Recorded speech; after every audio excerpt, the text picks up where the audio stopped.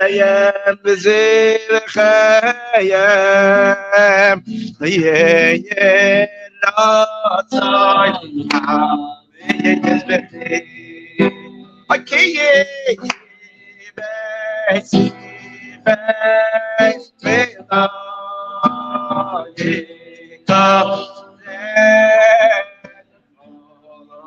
I just need the other glasses so I can see.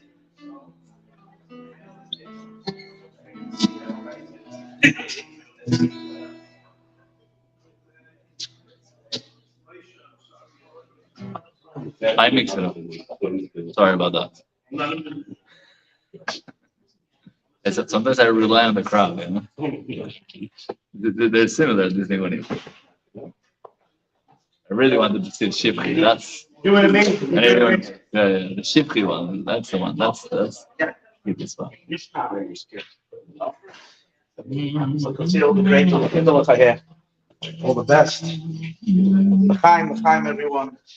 First, our Baal Menagin, Moshe, being that he's concluding the Melaveh Malkah for this season. Wow. Unless the people demand that we have Melaveh Malkah even in the summer, then we might change the say that I know. But now, this is it. L'chaim and the night they changed the clock. In the summer we can do an Erev We Shabbos. chopped that line before they changed the clock. L'chaim and the Baruch HaTzadim and the film Shakal Midvarei. I'm going to give everyone over here L'chaim. The Velvel. L'chaim to you. Rabbi Albias Neshama for your father-in-law, Alexander Ben Hirsch. Tonight the bed is Albias. This is going to get him kicking nice and high. This event tonight. He's in good hands. Good hands. He's like, oh wow. L'chaim lebracha. All the Yidden over here. Say l'chaim. Till Kohen. I'm going to talk about a very big Kohen. Oh wow. Open your heart. L'chaim. Shimon. L'chaim. Heavy. Yeah. L'chaim.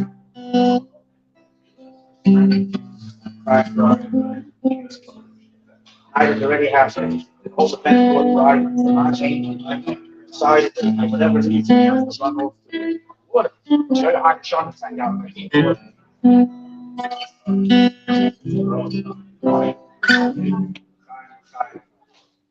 Chaim.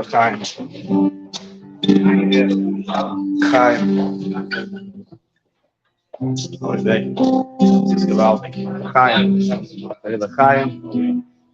Jacob. Het is l'chaim, oké. Yossi was l'chaim. Even Yossi l'chaim.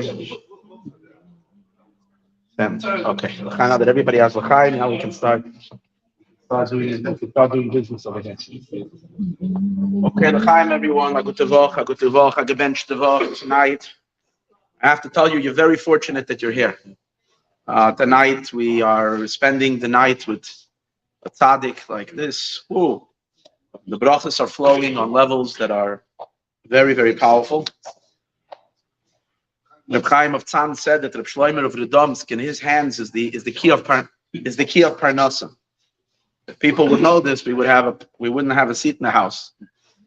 So tonight we have brachas. He's also a kohen. Reb Shlome of Rodomsk. Reb Shlome ben, I think his father's name was Reb David Tzvi. Let me make sure. A kohen agadol from Rodomsk. His father's name was Reb David Tzvi, I think. His mother was Frumit, like the Rebbetzin over here. But, Reb David Tzvi. Reb Shlome ben Reb David Tzvi of Rodomsk. I have a special connection here because how did this run away? Because my Zayde, whom I'm named after, my father's father, learned in Rodomsk yeshivas. Rodomsk had yeshivas all over Poland. from the few Hasidus that made yeshivas, that had yeshivas, that was Rodomsk and had a lot. They were called, the yeshivas were called Keser Torah. And they were all over Poland, many branches. The Rodomski yeshivas, my Zayda learned in those yeshivas. I'll tell you a little story just to start off a shaykhis. So my Zayda, I was once called to do a Yutas Kislefa in Beis Betzalel in Pico. This is like 10 years ago, something like that, maybe 12 years ago. So I'm sitting there by the Fabrengen, and the Fabrengen is getting off the ground. There's an old Yid, an elderly Yid, and he says hi to me, sitting next to me. He says to me, "Ooh," he says, "Riven Wolf." He says it in a Galiciana tone. He says, "Riven Wolf." I said, "Ah." He says, "Yeah, ich habe gekent Riven Wolf." He says, "I knew a Ruven Wolf." I said, "Oh." He said, "Fin gelernt in Rodomsk." He learned in yeshiva in Rodomsk. I said, "Oh." So I said, "I knew my Zayda learned in Rodomsk." So I said, "Wow, this is a person who knew my grandfather." I wasn't sure, but he says, so he says he was from the Schatzbacher. I got information that my family never knew. What was the information? So I didn't know my grandfather. He passed away before I was born, like 2 years before I was born. And so he says that that in the Rodomsk and all the yeshivas, there were a few mitzuyanim, like people who really knew how to learn. And he said that there was a few that were Shasbach. Shasbach meant in those days that they knew how to learn means that you can open up, you can do the pin test where you can stick a pin in and say what word is in every page over here. That means it's only people who really have like a photographic memory, who actually can see the Gemara in front of them. So he said there were Hirschberg was one of those people who can do this. So he said that he was Bachrim, and that even Wolf the Gewein eine von sei. Right? So I wasn't sure. And then he says, not only that, like from all of them, he was like so I was crazy because I knew my father. No one in my family knew my Zayda as being such a guy. Now, my father knew his father knows how to learn, but whatever. He was a simple Yid. He was a Chassidish Shabbacher before they came to America. In the beginning, he didn't have a beard, and then he let his beard grow. So I called my father that night, and I said, "Even Wolf from your father?" He says, "Can this be?" He says, "I don't know. I have to ask my brother Laser." So his yard set was 2 weeks ago, so he asked his brother. He says, "I can tell you something." He says, "I can tell you something about Ta." They say Ta. I'll tell you my father. My father got married. My father got married in Uruguay, and because my mother's from Uruguay, so they got married over there. And so my uncle went. He was a bacher then, and he went to Uruguay, and he was there for a couple of months because my grandparents were going to move there. Because my other grandparents from Uruguay promised them that they would make a big business, and so that's the story. The whole thing ended up being whatever. So everybody came back, but at least there was such a thought that there would be a big business and there was opportunity and so forth. Anyway, so my uncle, who was learning in Tervadas, moved to Uruguay. He had no one to learn with, so he sat with my grandfather, would learn with him. And there was only he had a Gemara. I think they only had one Gemara of this, whatever. So he sat. He said on one side he would sit, and whenever he would learn, he would like say all the words, and he would say the Rashi and the Tosfos, and he would say Sata. He says, "What's with you? How do you know all the words?" He says, "Chavamulge can't plan." As I once knew, and he said my people would say to my grandfather, they would meet my dad. He said, "Dan Data can't plan." And so my father remembers that he would wake up always in the morning. He was early morning, and he was learning Shulchan Aruch, Torah and Shulchan Aruch, like 4 in the morning, whatever. But the crazy thing wasn't that he knew Shas, and we figured out this was this Reuven Wolf. But the crazy thing was not that he knew Shas like that. The crazy is that his own kids didn't know. So until I didn't pick up that story, they didn't know this about him. They knew that I didn't know he was but that was it. Huh? For a living. I'm not sure what he did. He wasn't. He was having a hard time. Not only did you not pick up that you did it. It was really amazing. Anyway, so he learned in Rodomsk, so I feel a connection. Any case, Reb Shlome Rodomsk is the father of the dynasty of Rodomsk Chassidim. Of Rodomsk, he's the first Rodomsk Rebbe. So we begin with the tzaddik just to give you a little bit of an understanding who we're talking about. So first of all, you should know that his Sfarim, there's so many tzaddikim, And they made so many Chassidish Svarim. But if you have to list 30 Chassidish Svarim in the regular general Chassidish world, the Tzfeder Shlome shows up on one of those 30. Even though you have over 1,000 tzaddikim. Yeah, maybe more, yeah, maybe 1,500, 2,000 tzaddikim. But from all the tzaddikim, from the top 30 Chassidish Svarim, and outside of Chabad, in which we have our Chabad Svarim, but the top 30 Chassidish Svarim that are like everybody studies and everybody learns. It's like crazy, like it's a Tzfeder Shlome. It's like huge. Gives you an idea. But in any case, here's a little story. When he was 14 years old, I'm going to tell you a little bit more of the story of his life. I want to particularly speak to you about his Estalkus. His Yartzeit is coming up on the 29th day of Chodesh Adar. And but when he was 14 years old, he was learning he was in the city of Pietrikov, something like that. And he was by his uncle. He stayed then by his uncle. His uncle's name was Reb Leibish. This story I'm telling special for my son Zalmi. Anyways, so he would study in the Beis Medrash all day, and it was at night as well. That shul was open to the cemetery. It had windows. The back of the shul was open to the cemetery, to the Beis HaChaim. So there was windows. He was 14 years old, and he stayed up for hours studying, learning. He was up at night, and it was late at night. Everybody left the shul, and he was there alone. And he was learning, and it was past midnight. And he had such a deep sensation and geschmack and learning Torah that he was in heaven. Suddenly, in the midst of it all, an enormous dread fell upon him. He got very, very scared. He got so scared he didn't know. I don't know. Maybe the fact that he was in the proximity of a cemetery, whatever. He's alone. The 14-year-old, he suddenly started shivering, and he got very, very scared. And he needed something to calm his fright because he felt he's panicking. He literally got a panic attack. So he stood there and he didn't know what to do. And it occurred to him that he should sing. So he started singing. As we're going to see, Reb Shlome of Rodomsk was an enormous Baal Managin, an unbelievable person who sang and served the Eibishter with singing like on levels that were beyond. He had an incredible, incredible Koyach HaNegina. And when he sang, he would lift neshamas. It was like powerful. So he was singing, started singing, but the singing didn't help him. And like this, he's still scared, still panicking. It's getting worse and worse. So maybe he should take the shofar. He found the shofar. So he grabs a shofar and he starts blowing shofar Rosh Hashanah, like Rosh Hashanah. He's doing the tashrat in the middle of the night and blows shofar. And suddenly, as he's standing over there and blowing the shofar, he almost faints.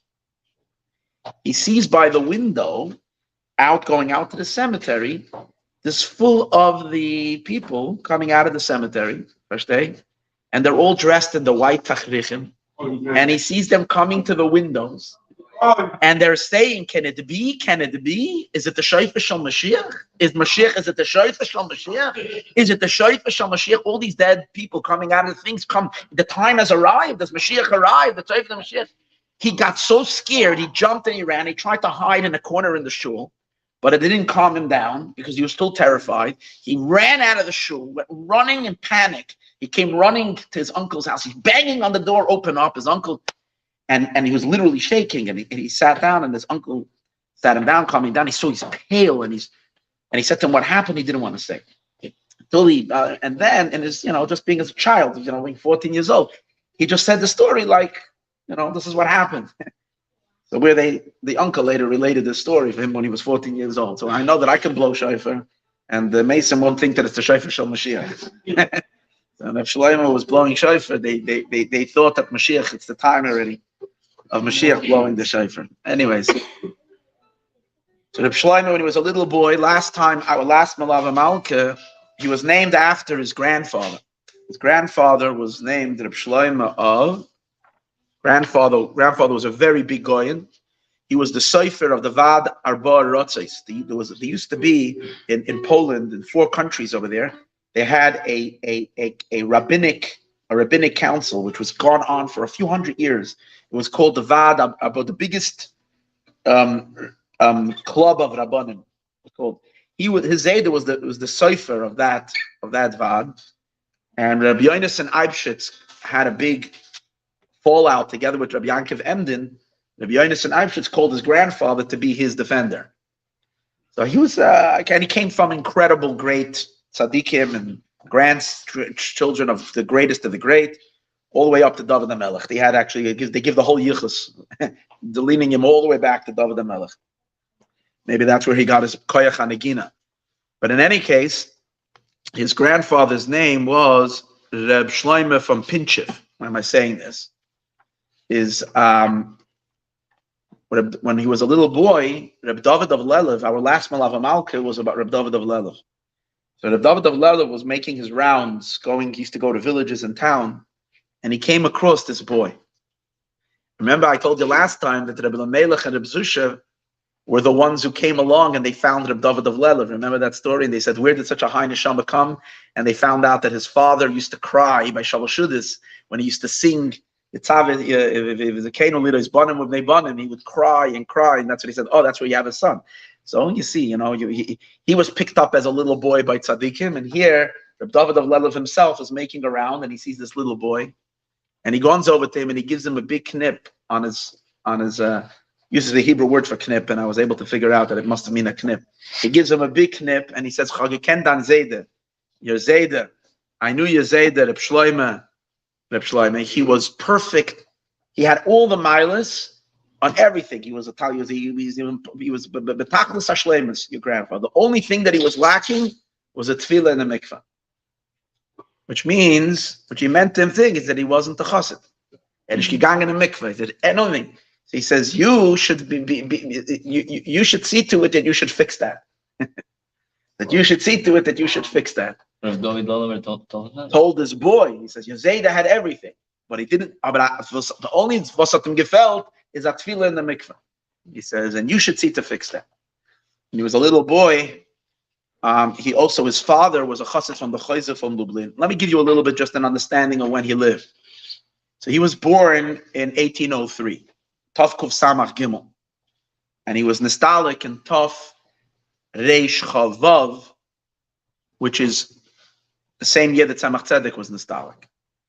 He was nistalik 2 weeks before the Tzemach Tzedek. It basically puts him, his life, he was Rebbe, and his whole Nesias and all of this, he was a Rav, really. He was a Goyen Abdin. He was a Rav in the city of Rodomsk. He was also a Rebbe for 32 years.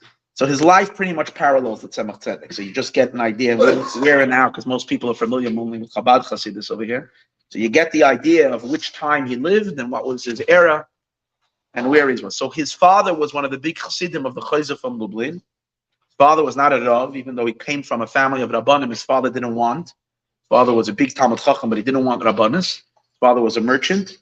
But yet his father used to travel to the Chayzer and to the Yudah Kaddish. So one time, his father brought him. We have a big miracle that Yankel is here before the last story. In any case, so his father took him when he was a little boy to the Chayzer from Lublin.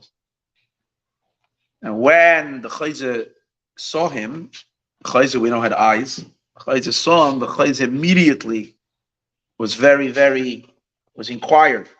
And he wanted to know whose child this is. He right away picked up on him. And he wanted to know Vemen's kid. And then when he found out that it was a son of his student, Reb David Tzvi, he said, "You got to watch over this boy." But because this is going to be a big lamp. This is going to be a huge lichtikmach. This is a great neshama. One of his students was a doctor who became a Baal Tshuva through Reb David of Lelev. I told that story last time, and that doctor became a Baal Tshuva, and he became a Rebbe. The doctor was he was later a chassid of the Reb Shloime of Rodomsk. When he described Reb Shloime, he said about him, he said, he's a big fish who by accidentally ended up in a small pond. Let me see, I have to imagine a big fish, he got a little pond, and in other words, he was basically saying that this world is not worthy for such a high neshama, finding himself. And it's interesting because he lived in the days of like Tzadikim Kedoshei Eretz that were like unbelievable. The Eibishter released at that time, I say this almost by Melaveh Malkah, that at that time the Eibishter released neshamas from the highest of the high, neshamas of Atzilus. These were incredible neshamas that were released in the world, but he's one of these unbelievable souls. the Yid HaKadosh also saw him, known as the Yid HaKadosh from Pshischa, known as the great Polish Tzadikim. So the Yid HaKadosh of Pshischa also saw him when he was a little boy by a chasana. His father took him to a big chasana, and during that chasana, when all the tzaddikim were there, the chayzer was there, and the other tzaddikim. And when he saw him, the boy was. What happened was, in front of all the tzaddikim, the kids would run. When the tzaddikim would leave and they would go back to their achsanya, the place where they're staying, they used to have a parade, and the children would run. And he was a little kid, and he ran him for him. So the Yid HaKadosh called him over, said he wanted that boy from all of them, and he called him over, and he held his hand, and he was like making the whole thing about it. He was like very, and everybody around was betana, because from all kids, this is the kid that he picked up, and he was holding his hands. And later, when the Shlome said the story, he said, "And he actually had something to wonder about, because he's like, why he gave me." But this Rabbi Yehuda, the Yehuda Kadosh of Pshischa once was Shabbos in the town where he was. He was the town of Volshitziva. That's the name of the town. And he was there, and the boys used to come to shul, and they would say Shir Hashirim. The kids used to come, not just kids. People would come to Erev Shabbos, before Shabbos. Children too would sit and say Shir Hashirim. Imagine in the early 1800s what the little children looked like when they came to shul and they said Shir Hashirim. But when the Yid HaKadosh saw him saying, Shir Hashirim, he looked at him and he said, Shir Hashirim Asher L'Shloima. His name was Shlome. He said, Shir Hashirim Asher L'Shloima. He became a little and he was a very, very big Balmanagin. He related many years that one time his father took him to the Yid HaKadosh for Shavuos when he was 9 years old. And he remembers that there were 1,500 Chassidim there in Pshischa that had come for Shavuos. And the Yid HaKadosh was there, and he was saying Torah, it was flaming fire on Shavuos. And then the Yid HaKadosh said like this: every single Chassid that's here now, I know their name and their mother's name, and every single person that's here had a tikkun. Had a rectification in their neshama, whatever rectification they need. I was misakin all neshamas right over here. Besides two that I don't know, that I forgot their names. That's what he said. I can go on, he said, and I can list the name of everybody, but I don't want those two to be embarrassed. And then he concluded after his Torah, after he spoke Torah, he said this. And then he concluded, Soif Davar, the Yid HaKadosh said, Soif Davar Hakol Nishma. After all the hasagas and after all the levels, you just have to start to become a simple Jew. That's what he related when he heard from the great holy Rabbi Yehuda Kadosh of Pshischa. Anyways, this boy saw a lot of tzaddikim when he was young. He was Isaac. He was a genius. They noticed it right away. From Melamed to Melamed, he went through all his rebbes. He was taken. He right away when he was very young, he couldn't learn anymore with the rebbes that were hired for him. He became he went to learn by the rabbi of the city. He would learn with him privately. Afterwards, he went to the other place where I told you earlier. That's what happened when he was 14 years old. At a certain time in his life, Limud Torah, learning Torah, which is learning Torah of Nigla, Shas, and Poskim, was not really satisfying his neshama. He felt a tremendous yearning. He felt a powerful yearning for spirituality and for guidance, for chassidus. He was looking for more than just Shas and Poskim, even though he was like so well versed, but his soul would not give him peace until he would find he needed a Rebbe. As he describes when he was young, and he described just to get in a sense of what's burning in his neshama. He described a mashal. And he said as follows. He said, you have a person, a king, and the king is in prison. The king is literally in chains. They caught the king was kind of captured by thugs or whatever they are, by the Mexican cartel. And the king is in prison, and he's chained down. And he gets a visit. The son, the prince, comes to visit him. And the son, the prince, takes out his fiddle and he starts singing to his father a song. And he shows his father how unbelievable he knows how to play his song, his thing. And then he goes and he tells his father a big chiddush an unbelievable thing, he says, and he tells him chidushim that he came up with. He says, no, the father says to him, my dear son, Zeh Gishmak, you play very beautiful, you do this and that, but I can't enjoy anything because I'm sitting here in prison, I'm sitting over here, he says. And the son says, Gaval, the father's basically saying, do something to get me out of here. Do something to get me out of here. So this is what he's thinking when he's a little boy. Reminds us of the Rebbe thinking when he's 2 years old. He's thinking that the Eibush is in prison. So what am I going to say? A Chiddush and Rambam, and I'm going to have a Geschmack Torah and the Ura and V'tumim and the God is great. God is Zayda was there. If I say from this one a Chiddush Torah when the father is in prison, I have to do what I need to do to take our Father in heaven out of prison. Take the Shechina out of Golos. So this is his burning. So he's looking to connect to someone who's going to teach him how to release the Shechina from Golos, how to be Makar of the Geula, how to lift the sparks of holiness. This is his burning, and this is his desire. When he was a young kid already, he was Baki and Shloah HaKadosh. It's interesting they say that about the Alter Rebbe also, that the Alter Rebbe was a Shaloyid. You see how these Tzadikim, they made their rounds. The first they grabbed the Sfarim that they were accessible to them. So he learned Shloah HaKadosh, and he was knowledgeable. And then after his Chasana, he spent a few years just delving and being lost completely in all Kizvei Arizal. He once said that he's Baki in all Kizvei Arizal, like Ashrei Yoshe Beisecha. You see in Tzedek Shlome, you see a lot of mysticism, a lot of Kabbalah. Most of the tzaddikim in Poland, they would hide a lot of that, but he's more the his pashtus and his teachings and so on and so forth. In any case, before we're going to do some more nigunim, I do want to share with you the end of his life, his Istalkus. Because Istalkus is really, really, you get a little bit of, and then we'll go back to all kinds of stories. He passed away, as I said, Chavtes Adar. But the very, very fascinating Istalkus, how he passed away. I'm just going to change my glasses here for a minute because I need to use the Sefer here. Problem with this, with doing research on Shlome of Rodomsk was that other times I look up and I find a story here. There's like 50 pages.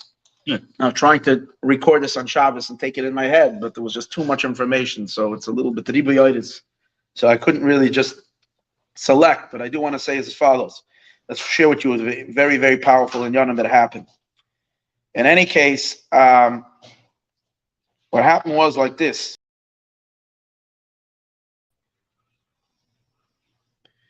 He had a son-in-law named Rabbi Yechiel Halevi Landau. So he invites him, and again, it's not like he was ill or sick. Calls his son-in-law in, and he says to him like this. He says, you should know that this world for me, the ganze Welt, Olam Hazeh, it's to me ka'ayin ve'efes u'kala mamish. It's all nothing to me. Oil garnish. Hevel havolim. It's all mamish hevel havolim. He says many tzadikim were nostalgic from the world, and initially they were laying in bed. Many tzadikim that they were laying in their beds, and they had doctors come and medicine and so on and so forth. He says, but this is hevel. This is not ishkai. He says because the Ramban in Parshas Bechukah says. Those who do the will of the Eibush, what chelik do they have with doctors? In other words, their life is not natural. What do they need doctors for? And he said more than that. He brought the Ramban, and then he said more than that. Why should the psan uncircumcised, whatever the Chaver does? Why should he touch my body? Why should I be touched by the doctor in a guf toher? He says. On the other hand, our balabatim. Watch this. He says the Abalabatim that wish themselves they should die on their own bed. So Bakasha people ask that they should pass away on their own bed. He says, but why is that a good thing? Why should you want to pass away in your bed? What did you do in your bed already? What did you do in your bed already? Did you learn in his bed? Did you learn what did you do in the bed? In the bed. The bed he slept. This is better that you should daven, that you should be zoichet to pass away on the chair that you were sitting on when you learned Torah all your life. That's what he said. You should be zoichet to pass away sitting on the seat, on the chair that you've been sitting on, and by the table that you've been learning Torah, and saying Tehillim and Shari Tzion. That's one should pass away. No, his son-in-law was also a big chassid of his. Starts crying. He realized that he's crying, and he says, "Why are you crying, Adarabah? You should be besimcha." He says. The yard site of the tzaddik is called Yom Hilula. It's called the day of a wedding, because just like you have to be besimcha on the day of a of a chasana, you have to be very, very besimcha. So the tzadikim are very happy on this day, and they say Baruch Shepetrani from this world. But more than that, and anyways, that's where this conversation ended. And because at that time someone knocked on the door and disturbed the conversation, and it was over. But he had already heard this is like a little while before he passed away. Chodesh Adar Tafresh Chavav. Okay, this is 156 years ago, I think. It's Tafresh Chavav. It's one night. It's this amazing story. It's after Chatzos. He calls his Chavraya Kaddish, his Talmidim next to him, and those that were at that time in the shul, and he starts telling them stories about the Istalkus of the biggest tzaddikim, of the Istalkus of the Arizal, the Istalkus of the Baal Shem Tov, and so on and so forth. And then he starts telling them about the avoid of tzaddikim when they come ba'olam ha'emes, when they come into the higher world, how they need to prepare themselves to go greet the Arizal and the Baal Shem Tov. I like very much that he's just the only thing he wants to do in heaven is he wants to go see the Baal Shem Tov and the Arizal. That's who he's like aspiring to. But in any case, and then he told them like this. He said a story. He said there's a tzaddik one time went in the forest and he sees a dead someone who passed away, but the person is just dead on the floor. So the tzaddik gets all frightened, and he goes and he takes this nifter and he buries him. He brings him L'Kevi Yisrael and he buries him. No. So the nifter who was buried by the tzaddik is now comes to his tikkun, and he goes straight to Gan Eden. He's a fine yid, goes to Gan Eden. One night, the tzaddik sees in his dream this nifter, this person who passed away, and the nifter says to him, because you did for me a favor, I'm going to return the favor to you. And therefore, he takes him to go see his place in Gan Eden. That's what he says. I'm taking you to see where you're going to be in Gan Eden. Anyways, while they're going to Gan Eden, they pass by a forest. Hear a story. Again, he's telling the story. While they're going to Gan Eden, they pass by a forest. That tzaddik, who's being led by this nifter through the forest, suddenly sees that all the trees are bowing down. And they're calling out. They're all kneeling and they're all calling and they're saying, Boyu nishtachave, nichrecha, nivrecha lefnei Hashem. Let us go bow down and kneel in front of Hashem.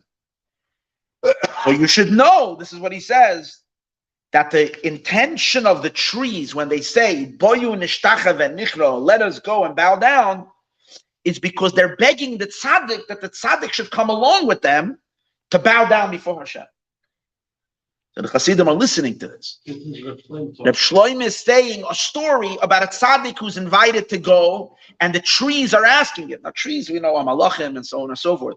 They're bowing and begging the tzaddik, come along with us. We need you here. Right? And not only that, this is only before the tzaddik gets into Gan Eden. This is all the work that needs to be done to get into Gan Eden. But once the tzaddik is in Gan Eden, over there his avodah is so high, so high. Because he needs to go from strength to strength without an end. And even more so, he has to go greet the Arizal and the Chavraya of the Arizal and the Baal Shem Tov and all the great tzaddikim. Chassidim right away chapped, and they understood why he's telling them that story. He's telling the stories about a tzaddik that's been called into the forest and the trees are saying, come with me, let us bow down. They realized that he's talking about himself. So they started crying. And when he noticed that they're all heartbroken, he said to them like this. David HaMelech says in the pasuk, "Al tira ki yashir ish." It's the perek you say after by a neshiva. He says, "Don't be afraid ki yashir ish." What does that mean? Don't be afraid ki yashir ish when a rich man is passing away. That he's a tzaddik who's wealthy in spiritual things. Don't be afraid. Why shouldn't you be afraid? Because he's going to leave, right? Because he's going to have great covet in Gan Eden. Right? The covet of his house is going to be very big up there, but down here it's going to be dark. It's not that way. Don't be afraid that he's just going to have a party in Gan Eden. Don't be afraid that a tzaddik who's wealthy is going up over there to have covet. He doesn't care because he's up there. He's having a party in Gan Eden. He says, because when he's passing away in his death, he's not taking everything. Why that? All the hashpa, all the flow of goodness that he was giving to to the world and to tzaddik, to all the people that came to seek his guidance and his inspiration. He's not taking that away. Why? Lo yeded achrav kavoida. Kavoida means it's not going to go after him. His kavod means his ratzon that the tzaddik had in his life. If you look at Tferes Shlome, the entire Tferes Shlome is filled with Torah on this, that the tzaddik is not allowed to be one of those people, like he says by Parai says to Moshe Rabbeinu, Al tarchiki leleches, don't go too far high. So he explains how tzaddikim, when they go up into their spiritual journeys, they should not go too far because they always have to remember the people who need, this one whose cow died, and this one who has an illness, and this one who has a this, and this one. They're not allowed to forget. He says the tzaddik doesn't do that. He's not going to go down, meaning lo yeded achrav kavoida. He's not going to fall down from his desire. He's going to keep that desire. Ki nafshoi b'chayav yavorech. Just like when the tzaddik was alive, he benched everybody with his body. So too la'achar p'terasa, he's also benching everybody. V'yoiducha ki teitev lach. However, he made one important distinction. He says when the tzaddik passes away, he does he's mashpia to everybody, but the limitation that he has is that before that he can give to everybody, those who are worthy or those who are not. But after he passes away, there has to be some schus. And as a result of that, he says, make sure that everybody, if you're doing what you need to be doing, then the brachas are going to come exactly as before. Anyways, the people were afraid. They realized something is going on. Anyways, the last Shabbos of his life was Chav Gimel Adar, this time of the year. He said Torah. He brought the Medrash. The Medrash says that Shlome HaMelech made 3 svarim. First, when he was young, he wrote Shir Hashirim. When he was in the middle of his life, he wrote Mishlei. And when he was old, he said Kehelas. What was the reason? The Medrash says, when he was young, it's the way of a youngster to sing, to be happy, jolly. Life is happy, jolly. So Shlome HaMelech was happy, jolly when he was very young. When he got into midlife, at that time, he said Mishlei. Mishlei, you give Mishalim, you're trying to already understand life, you're giving metaphors and so on and so forth. When you're getting old, Shlome HaMelech realized everything is heaven. It's all this. He says, and I am now holding by Kehelas. I'm holding by Hevel Avolim on Shloime. Because again, his name was Shloime, and a lot of times there was a lot of association with Shlome HaMelech. Anyways, when that was the Torah. So the Chassid, one of his big Chassidim, then said, the Chabzeik, I'm very afraid. Once they heard that, they were scared. Anyways, that Shabbos, the Chedushay Harim passed away. The Chedushay Harim is the first Gerer Rebbe. He was very close, good friends with the Chedushay Harim. The Chedushay Harim passed away that Shabbos. When I made the Melaveh Malkah this week, I didn't know if we were going to do for the Chedushay Harim or we're going to do for the Tferes Shlome. Anyways, the Chedushay Harim passed away. They didn't want to give him the news. Chedushay Harim was a Rebbe of thousands upon thousands of Chassidim in Poland. They didn't want to give Reb Shlome of Rodomsk the news, so they kept it from him. His son-in-law, one of his son-in-laws, was a big chassid. He was initially a Kotzker chassid. He was a big chassid and Talmud of the Chedushay Harim. So the son-in-law went to the Levaya. He didn't tell his father-in-law that he is. When his son-in-law came back, he right away called him, and he knew that he was there, didn't hide from him. And he said, I know that he passed away. Tell me everything about the Levaya, tell me.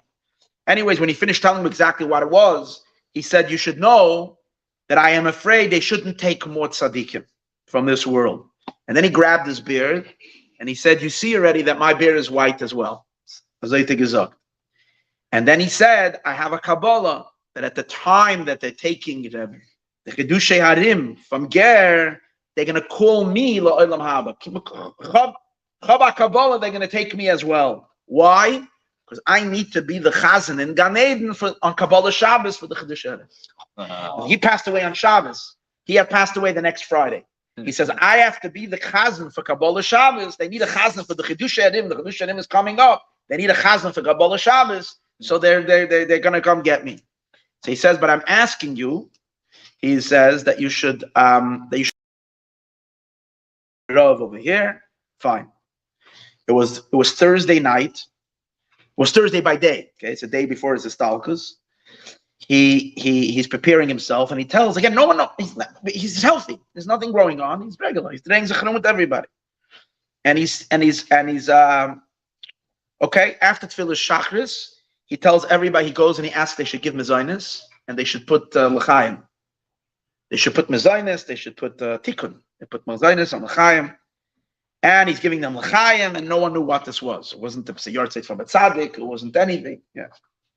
That evening, it was in the afternoon, two guests suddenly arrived to Rodomsk. Two choshev yidden. One was Reb Adan of Krakow, the son of the Ma'or V'Shamish. The Ma'or V'Shamish was one of the great Chassidic luminaries. He arrives, and together, and another one's Reb Tzemach, the son of some other great tzaddik, Reb Nosson Tzvi of Shidlevitz, whatever. They arrive, and Reb Adan of Krakow relates why he came. And he said like this: suddenly, out of nowhere, he got this enormous chukka to see Reb Shlome of Rodomsk. And he doesn't know why, because usually he would always come for Shavuos. He had his time of the year. For Shavuos, he would come. But now he had this sudden yearning. And these Chassidim, these people, they followed their instinct, their spiritual instincts, their neshama instincts. And because he suddenly felt this enormous chukka to see Reb Shlome, he decided to come.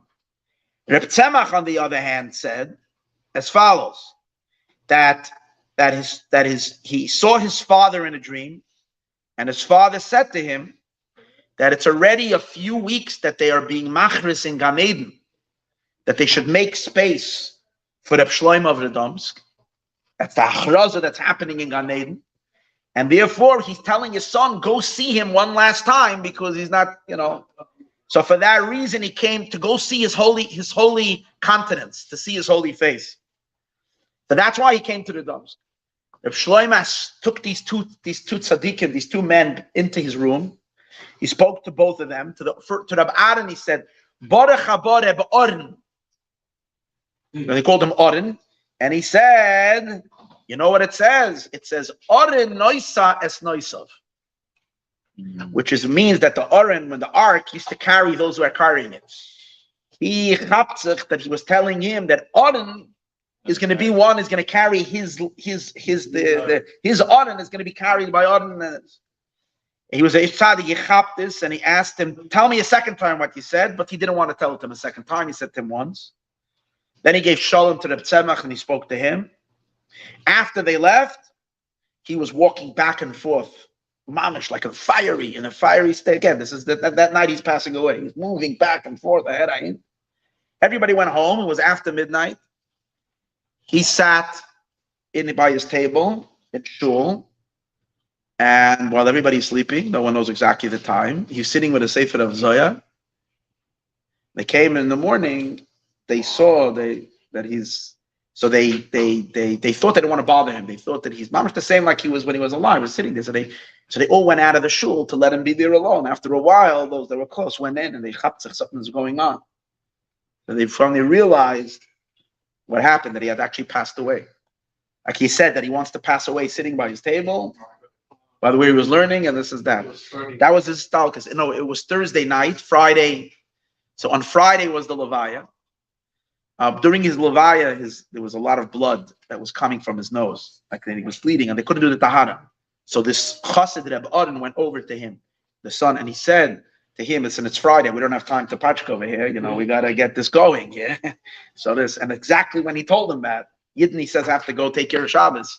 And as soon as he told them that stopped, and they were able to do the thing. Right before Shabbos, they managed to bury him. And that was his astalkus. But it's very, you see, he's whoa. In any case, you have to tell a lot of stories of his life, but this was just something that took me a lot, such a high level of stalkus.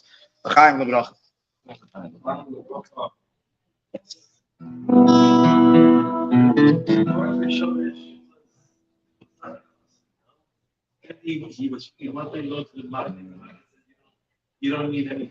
That's Yisoid Shaydish Avodah. The Melaveh Malkah. One of the main Chassidish Svarim.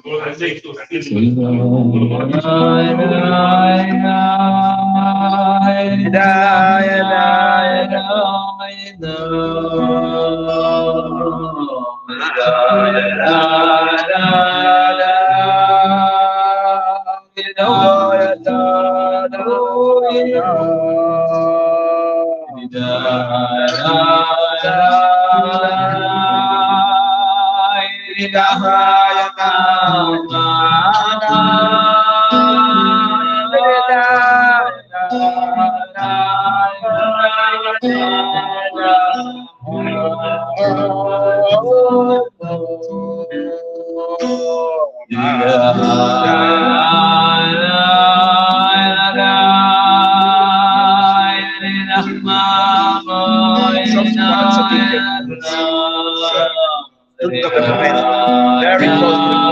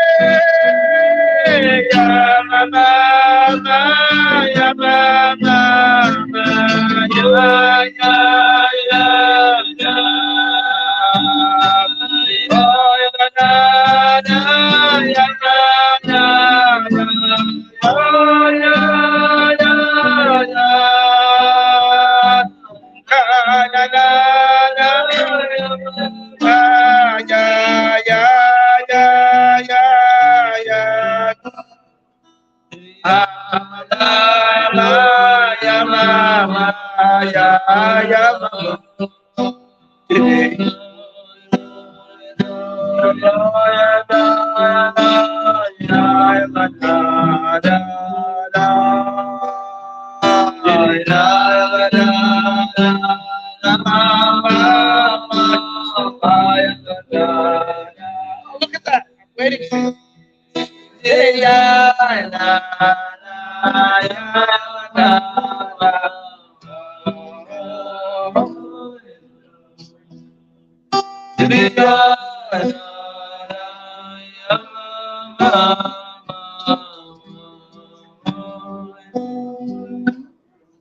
My son Salmi wants me to tell. My son Salmi wants me to tell the best stories. Okay. He doesn't let me. He wants to cut to the chase. He wants to get to the smetana. The smetana. One of the things about the Shlome, the story I told you about davening was the story with the boy with the shofar. That was what I got excited. Chaim. L'chaim. Anyways, the Shlome, the one of the Titus that he said, one of the teachings that he said is in the Vorim. It says, tzadikim can be mevatel. Tzadikim are able to tell Hashem what to do. That's the way it is. So he teaches in the pasuk, "Va'ata loichein nosan lecha Hashem aleikecha." It's only its introduction to the story. Va'ata, and now loy cheved. They got enough headed though. Va'ata, the pasuk says, after the pasuk says that Hashem gave the nations. Hashem gave the nations the stars, the this, the that. But he gave the nations different. They should go to magicians, this, that. But va'ata, to you, loichein Hashem noisan lecha Hashem aleikecha. To you, God doesn't do so. To you, Hashem gave you a navi. He touched va'ata, and you, loikein, not so, nosan lecha Hashem aleikecha. The Eibishter gave you a gift to be able to command Hashem and say loikein, not so. Those tzadikim have the ability to make loikein on things that the Eibishter decrees. Tzadikim are able to pull the strings and change things around. So he used this a lot because he was very, very active. He was a very big player of Yeshua's. It's a lot of stories, but here's one of the stories that I'm going to say special for Zal. In any case, a family of Talmidei Chachamim. Why is Zalman getting a little attention? This is it. This is the story because he was quiet today and he let me prepare. A little quiet. He let me prepare. In any case, so here's the story. This is a good story. Taka good to nice. So one of his Mekuravim was a very big Talmud Chacham and so forth. Their son-in-law decided to go to the gold in the Medina.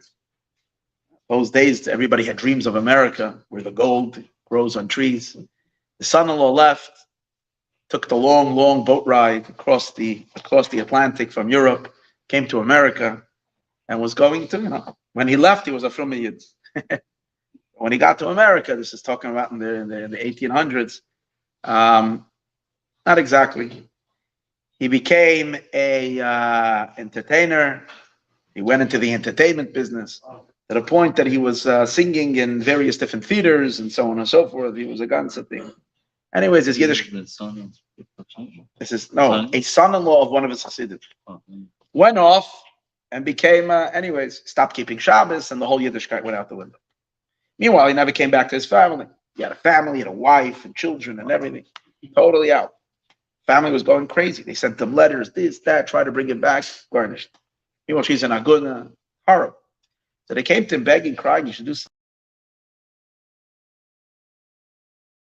Letter. Sent a letter to the rabbi of New York, based to the Rav that in New York was. And maybe there was official rabbi of New York. Based to that Rav was, but the Mustang, stories with the Tzemach Tzedek also with the Rabbanim. Anyway, sent a letter across the sea to the rabbi of New York, and that he should tell this fellow that he should come back home. Anyways, the rabbi got the letter, and he speaks to this guy. They're calling you back to Europe. He ignores, doesn't care. Anyways, he came again, sent another letter. He ignored it a couple of times. Finally, it was like terrible, and they see the guy's totally ignoring it. So Reb Shlome sends another letter. And in this letter, he says like this: you should know I'm a kohen. And the Indian of Tsaras and Negoim were given over to the kohen. The kohen is the one who gets to decide regarding a nega, a tsaras, a white a leprosy, whatever. And so you should know that if he doesn't come back, I'm going to give him such a tsaras. He says, I'm going to give him such a tsaras that balkarchach by a tsaras, it says that you have to bring him when you have a tsaras. You have to come to the kohen. So either he comes now, or else we're going to have him be brought to the kohen. Sure. The rabbi calls this. The rabbi in New York receives the letter, calls him up. This guy tells him that he has a warning that he must go back, or else whatever, and he laughs off the whole thing. Suddenly, a tsaras breaks out on his body, but all over his body. It was a terrible situation. He ran to the doctor. The doctor takes a look, and the doctor said like this: with an illness like this situation, you're now allowed to be in America. This is against the law. This is dangerous. This is what's it called again? It's contagious. This is one of the things. And being that he was an immigrant, you're not allowed to be here. He says, you better get out of here. You have 24 hours to leave the country. So the guy starts begging and crying ahead, begging this and that. Meanwhile, he had already called the officials. So they took the guy, they put him on a boat, and they shipped him back to Poland. When he came back to Poland, he ran to die. He wasn't going to go. He ran to doctors here and there and there, all Zachem, to try to get. No one can help him. And then the family finally replied this and that he should be willing. He came and he sent a message to the Rebbe that he should heal him, and he's begging, and he's going to accept upon himself to do whatever they tell him, whatever he tells. So Reb Shlome says they should bring him in front of his window of his house. Reb Shlome comes to the window, he opens the curtain and looks out, takes one look at him, and then he says they should prepare for him a hot bath, and they should bathe him. He should bathe in the bath a couple of times. And after that, they should go to the mikveh. That's what they did. Made him a hot bath. He went, he did a couple of days, then he went to the mikveh. And within a week, his tsaras was, he had to prepare everything. And he came to keep the whatever. Fought. He went home. Either he gave a get, or he made peace with his wife and kids, and he stayed over there. And no. He made him promise. That's what it was. He made his promise that he wasn't going to return to America again. That was it. That was his promise. The Tanai was that he wasn't going back, and that he's going to start being a Yid that he starts to Zion. And after he made all those promises, that's when he came to the window and he looked at him. He's gegangen. For Shavuos, once a father who had a mute child came, and the kid couldn't talk at all, and was Erev Shavuos. And when the father came in with his son to take Shalom from the Rebbe, Tzadikim, they used to come, as the Chassidim used to all come and give Shalom first. That was like the first thing. And then they would go in later for. Anyways, he came with his son, and when he was there, he starts crying that the Rebbe should help him because his son can't talk. He's mute. On the table there was a machzer. So Reb Shlome opened up the machzer, and he pointed to Akdamis Milin v'Sharoy Shisa.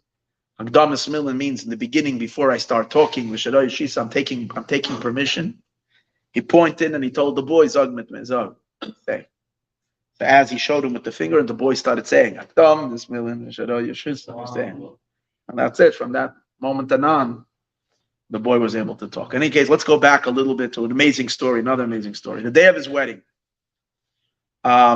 he was there was a shidduch that was made between his wife's name was Gittel. This Gittel was a big tzaddikus. He used to say that he used to speak about his wife like Rabbi Akiva's wife. He spoke very high on his wife. His wife was a big tzaddikus.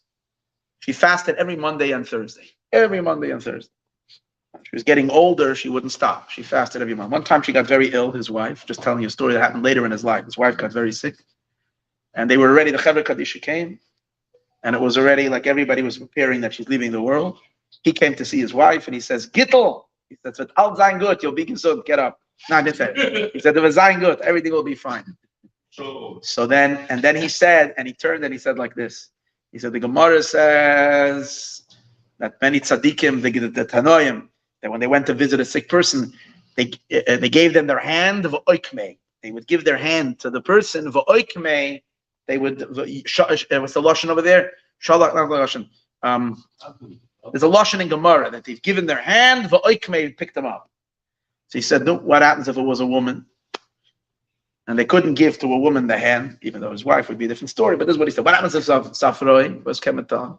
He says, but since Ishtay Kegufai, since your wife is like your own body, so you can put your hand on your own hand. So he stood there like this and he put his hand on his own hand, because Ishtay Kegufai, and she was all better. Ad Kedei Kach, that she outlived him 26 years. Wow. She passed away when she was 92. She was already, she lived at Richlis Yavim Gedolos. He went in. Any case, but the day of his wedding, You have to be the chazan. Zalmi, come over here. The day of his wedding, a tragedy struck. The wife, his wife's, the Kala's mother, suddenly, without any warning, passed away. Right before the chasana. After everything was prepared already, everything was made, outgiven, ready to get in, his wife passed away. It was a whole commotion. What's going to be? The Rabbanim and Paskin Mavirim Esameis Mulifnei Akala. That you take the dead person away from Akala and you make the chasana. Tzadikim said, just to get into the mystical, that since Shlome of Rodomsk was from the Tzadikim that were considered real Tzadikim, were called the Noitrei Bris. So the fact that they were going to get married and he was going to have his chasana for tzaddikim on such a holy level, so this yichud that was going to be with them and their bashert was on the highest levels of yichud kutshu b'richu shchinte. So the Samach Mem wanted to get in the way and to try to mess things up over there. But since the halacha was mavidim esah, so it didn't work because the halacha overpowered the whole bilbul that they wanted to make, and he got married. But upon him, he related the story of what happened by his chasana. One time, because people knew that his wife died, his mother-in-law died the day before chasana. People didn't know exactly the back end of the story. Not everybody knew. He related it. When did he relate the story? There was someone in his community whose son was engaged to marry another family in the community, a girl from the community.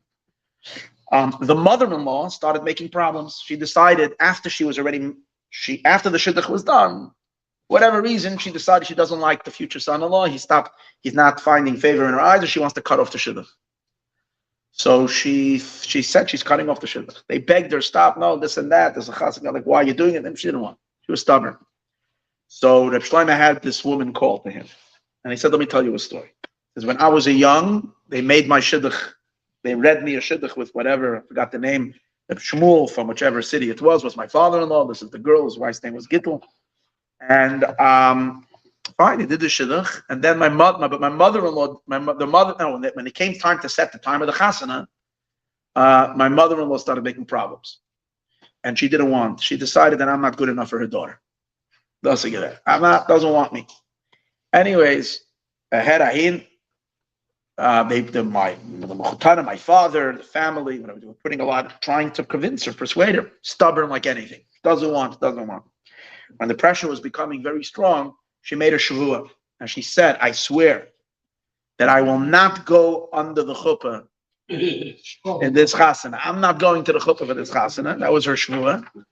And then she said, wait, this was her story. She's made such a avalibas, yeah.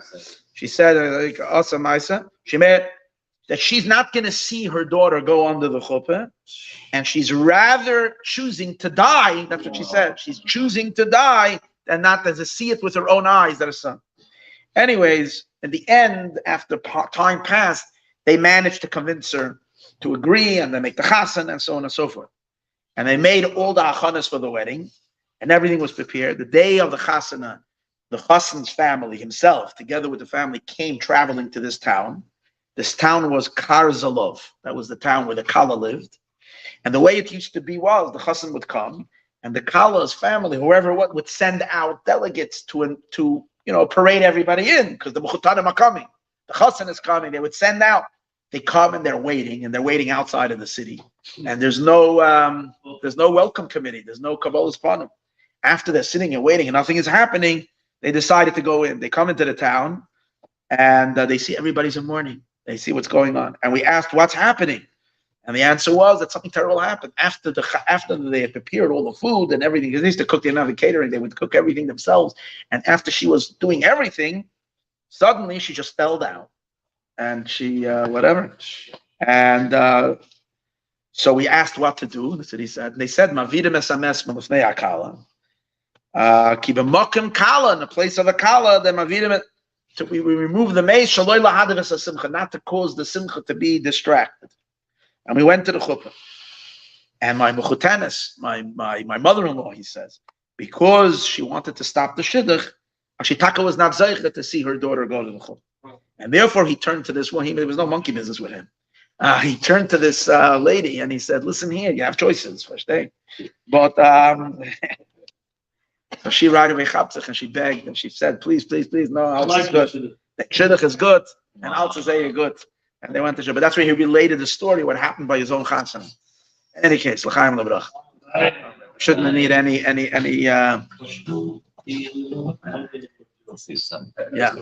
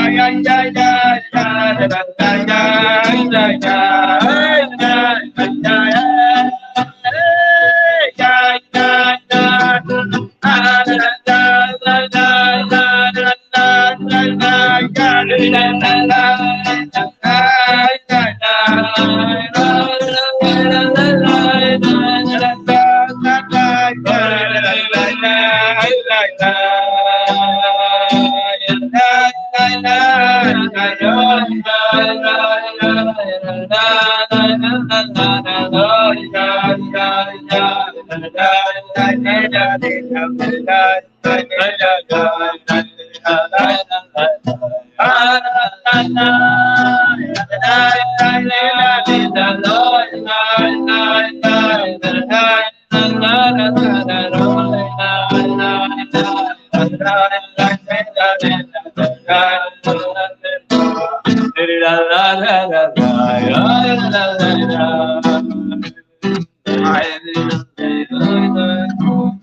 a little bit about his relationships, his relationship with his rabbis, his teachers. He was one of these tzadikim who traveled to a lot of tzadikim. He was makabel from a lot of tzadikim. Actually, he had in front of him, when he would daven, the names of 36 tzadikim who he was makabel from. But he, the Iker, in the early days, his first rebbe of the Hasidus that he went to his name was Rafishal of Strikov. That was his first rebbe that he went to. If you remember last time, I said a story of 3 tzadikim who came to the Kashnitz Magid and they were eating blintzes, and the Yudah Kaddish and the Kashnitz Magid had the Yudah Kaddish sitting next to him. David Melaveh was eating the blintzes, and the other rebbe was trying to eavesdrop into what was being said. That was official of Strikov. So these were like great men, very, very high men. He was his first rebbe. The official is called him one time and he said, I want to give you a bracha before I want to give you a blessing before your chassid. He's surprised because he wasn't a chassid. He was still a young, very young.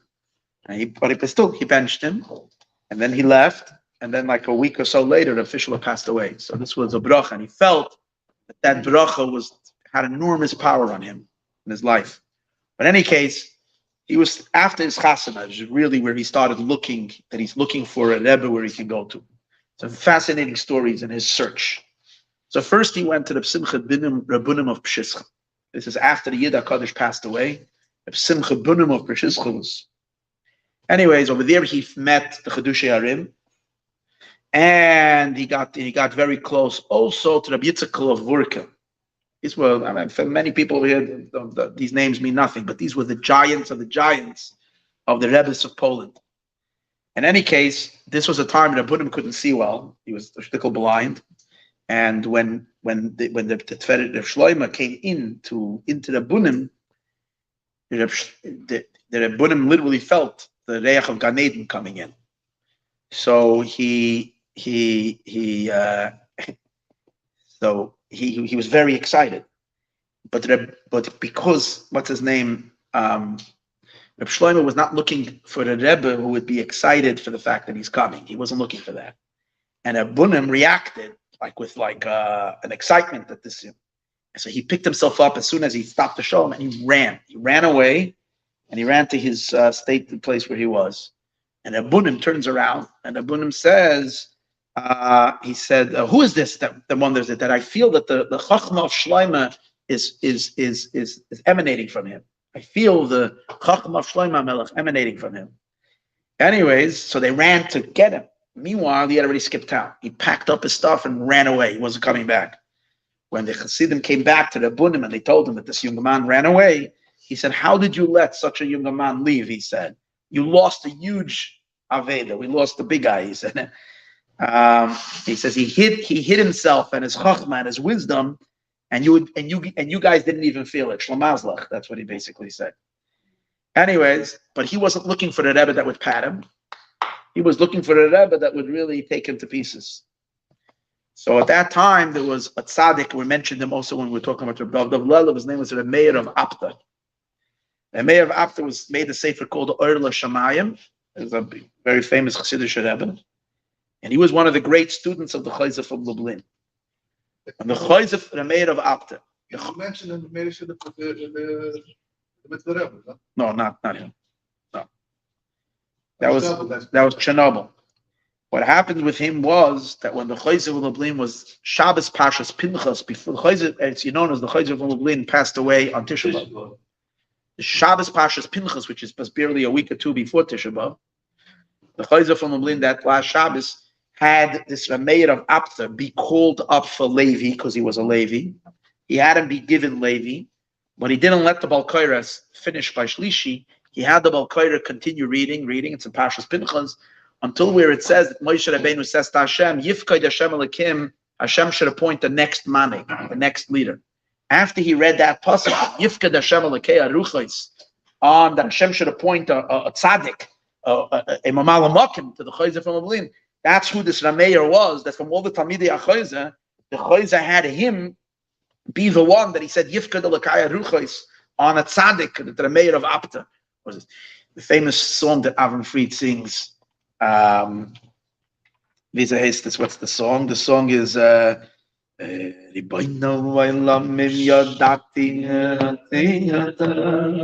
that's the tefillah that this sort of mayor was mechaber. So I never know, those are here. It's his word.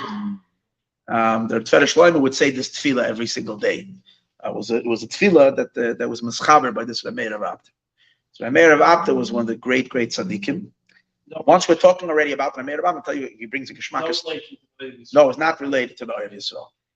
They were both in the same town. The Oiv Yisrael, however, became Rebbe Mezhebush, moved away and was with Rebbe Mezhebush. So he was an Apt. In any case, this Rameir, when he was a little boy, just to get this a geschmack story, when he was a little boy, he would come home every day, and his mother would prepare for him she baked for him two really delicious rolls, small little rolls. And she would ask her son, she was a big tzaddikus, she would ask her son, Nu Mayro, was git gedaven today? You davened with kavana today? And if he would say yes, he did, which he would always say, she would give him these two rolls. And this was his treat.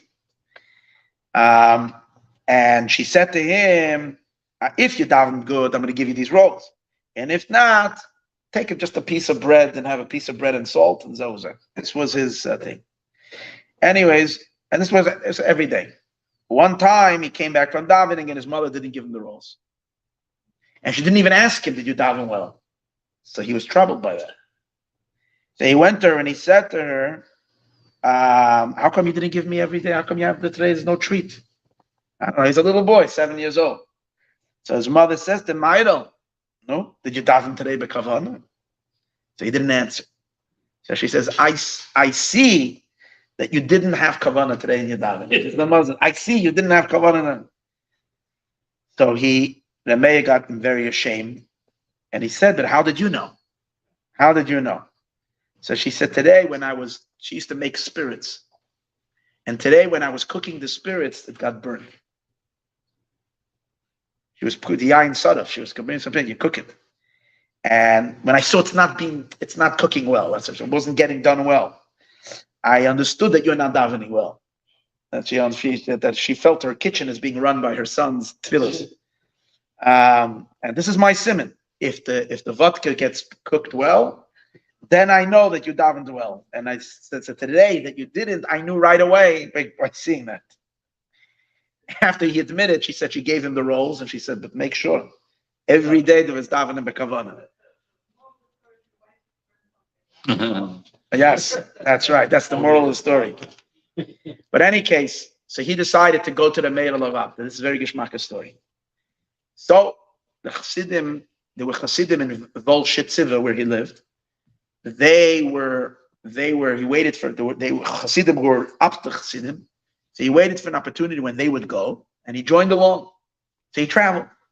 He comes to the Meir of Apta, and they're very excited because they knew him to be a younger man on a very high level. They knew about it, but this younger man is not stopped. So they figured if he's going to become an Apta Chassid, then there were a lot of scouts going around trying to, scouting, getting. Every Chassidus wanted to have, the cream of the crop. So now they caught a big fish. They were excited. So when they come in, they bring him. As they come into the Apta Rav, it's not the Apta Rav, he called the Apta Rav. The Meir of Apta, he turns and he says, what did you bring to me? He says, a new fruit, he says. A new younger man, he says. I don't want new Chassidim, he says. I don't want new Chassidim. He says, no, now that you are ready, that he's here already, no. He says, but don't bring him ever again. Don't bring him ever again to me. And if you will, I'm gonna literally drive you out of town, all of you. So they got very, very this, and they right away thought that this guy must be that he's pretending to be whatever, but the emes he's not. So they were upset. They were upset that because of him they got a pasuk. Okay, Shrein, they were quiet, but that was it.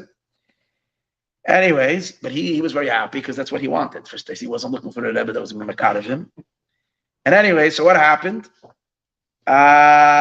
He stayed. They were going for Yom Leiroim. They were going for Tishrei. So he was there the entire Yom Leiroim till after Sukkot. The entire time their maid was merachikim. So much so that he didn't let his gabbai, when the gabbai gave out tish, food for everybody, he didn't give him shraim. He said, don't give him anything. Give him nishkatel, give him nishkafle, get nothing. See, them were hungry then. They push him to eat there what the Rebbe gave there. Garnished. Don't give him anything. Anyways, at the time, he never asked him like what he is, who he is, what's he all about. He basically treated him. He really abused him. Let's just put it this way. Now, the mayor would not allow anybody to stay by him for Sukkot. That was his rule. Rosh Hashanah and Kippur, they came. Sukkot, everybody had to go home. So, and everybody would say goodbye to him after Yom Kippur, and the people would travel home. Reb Shlome heard about this, and he was afraid that it would apply to him as well. But he yearned so much to be by him for Sukkot. So what he did was he went and he hid in a different shul, not there, so that whatever they're going to be sending everybody away, they shouldn't notice him. Anyway, and he also, because the mayor actually that Sukkot gave a command specifically, no one should stay, everybody leave. But he didn't hear about it because he was in a different shul. He knew in general he doesn't want people to be there for Sukkot, but he didn't hear, so he didn't have. Anyways, the mayor knew that he's still in town. So the mayor sent his meshamish to look for the Shlome from Volshitseva to go call this younger man and find him. So he goes to shul, he looks for him, and he comes back and says, I don't see anybody like that. He says, no. You search every shul in town, and you'll find him. Okay, so then meshamish goes, and he brings him. And he comes to him. He says, come immediately. He says, because the Rebbe is calling you. No. So he comes back. No, he comes to when he comes in, he yells at him. He says, do you see such a trickster? He says, such a trickster, he says. It's behalten, you went and he hid himself in a different base medrash, he says, and I won't sense him. He says, what do you think? You're going to be by me for Sukkot? He says, what do you think? You're a yachsin? You're a Psabal Meyuchas that you'll be by when everybody's sent out of town, you're still going to stay over here. Don't you know that no one is by me for Sukkot? He says. Are you a Meyuchas? He says. No, b'shem. Instantly say goodbye to me and gegangen. That's what he tells him. Arois. And he gives him his hand to say, Arois. So he remained standing over there quietly. And the mayor gets upset at him again. And he says, what are you standing over here like a klutz? That's what he says. What's taste in the middle? He says, don't you hear what I said? And what I commanded you to do? He says, no, my master. He says, please don't be upset at me. If you don't let me be by you by Sukkot, he says, I'm chas v'shalom not going to be over on what you command me, what you tell me not to do. I'm going to listen to the king, he says. But one thing, between Melech Eshmai, I'm going to listen. But he says, but I want to be very much in the city of Abd. I want to be in this town, in the city, when you're here. If you don't let me be in your sukkah, I'll stay by somebody else. I'll stay in a different place. I'm sure the Rebbe won't kick me out of the entire city of Abd on Chag HaSukkos. When the mayor heard this, he says, no. In the city of Abd, it's not my business. By me, you're not going to be here. He says, you can be, but don't even have a thought, chas v'shalom, to come into my shul, he says. To come into my sukkah, to come into my shul. And don't even stay in the Achnasas Orchim of the Hasidim. Go find yourself somewhere else. In any case, all right. So that's what he did. And he found himself the farthest place he can lodge, the farthest away from, but he stayed in the city, the farthest place. And he found a different shul where he was learning or whatever. And he asked his host if he can prepare for him for the sukkahs a little chal, a little fish. A little fish. Came the night of Sukkot, and he walks into his host's sukkah, and the sukkah is packed with people. The Einaklach, there was a big family. He sees that he doesn't have any place, so he tells the balabas. He says, "You know what?" He says, "You guys eat your meal. I'll come in after everybody's done. I'll make kiddush. I'll eat my own. I have already." So the guy says, "Fine." What does he do? He goes back to the base medrash, and he's learning. He's learning there at night. The mayor comes into his sukkah. This is the mayor of the Rebbe goes into his own sukkah. And he makes kiddush, and he washes, and after the fish, he calls his mishamish, and he says, "Go find this Shlome, but this Shlome, go find me him. Go bring him here." He says, "Where is he?" He says he's in the base medrash. Base medrash. Says in the base medrash. Who? It's sukkahs now. It's everybody's in a sukkah. He says, "Go." So he goes to the base medrash. He comes back and says, "He's not here." He says, "No. You're going to go look. I'm telling you, he's somewhere in the base medrash. Go look around the entire town. Come back and get me him. Bring him here right away."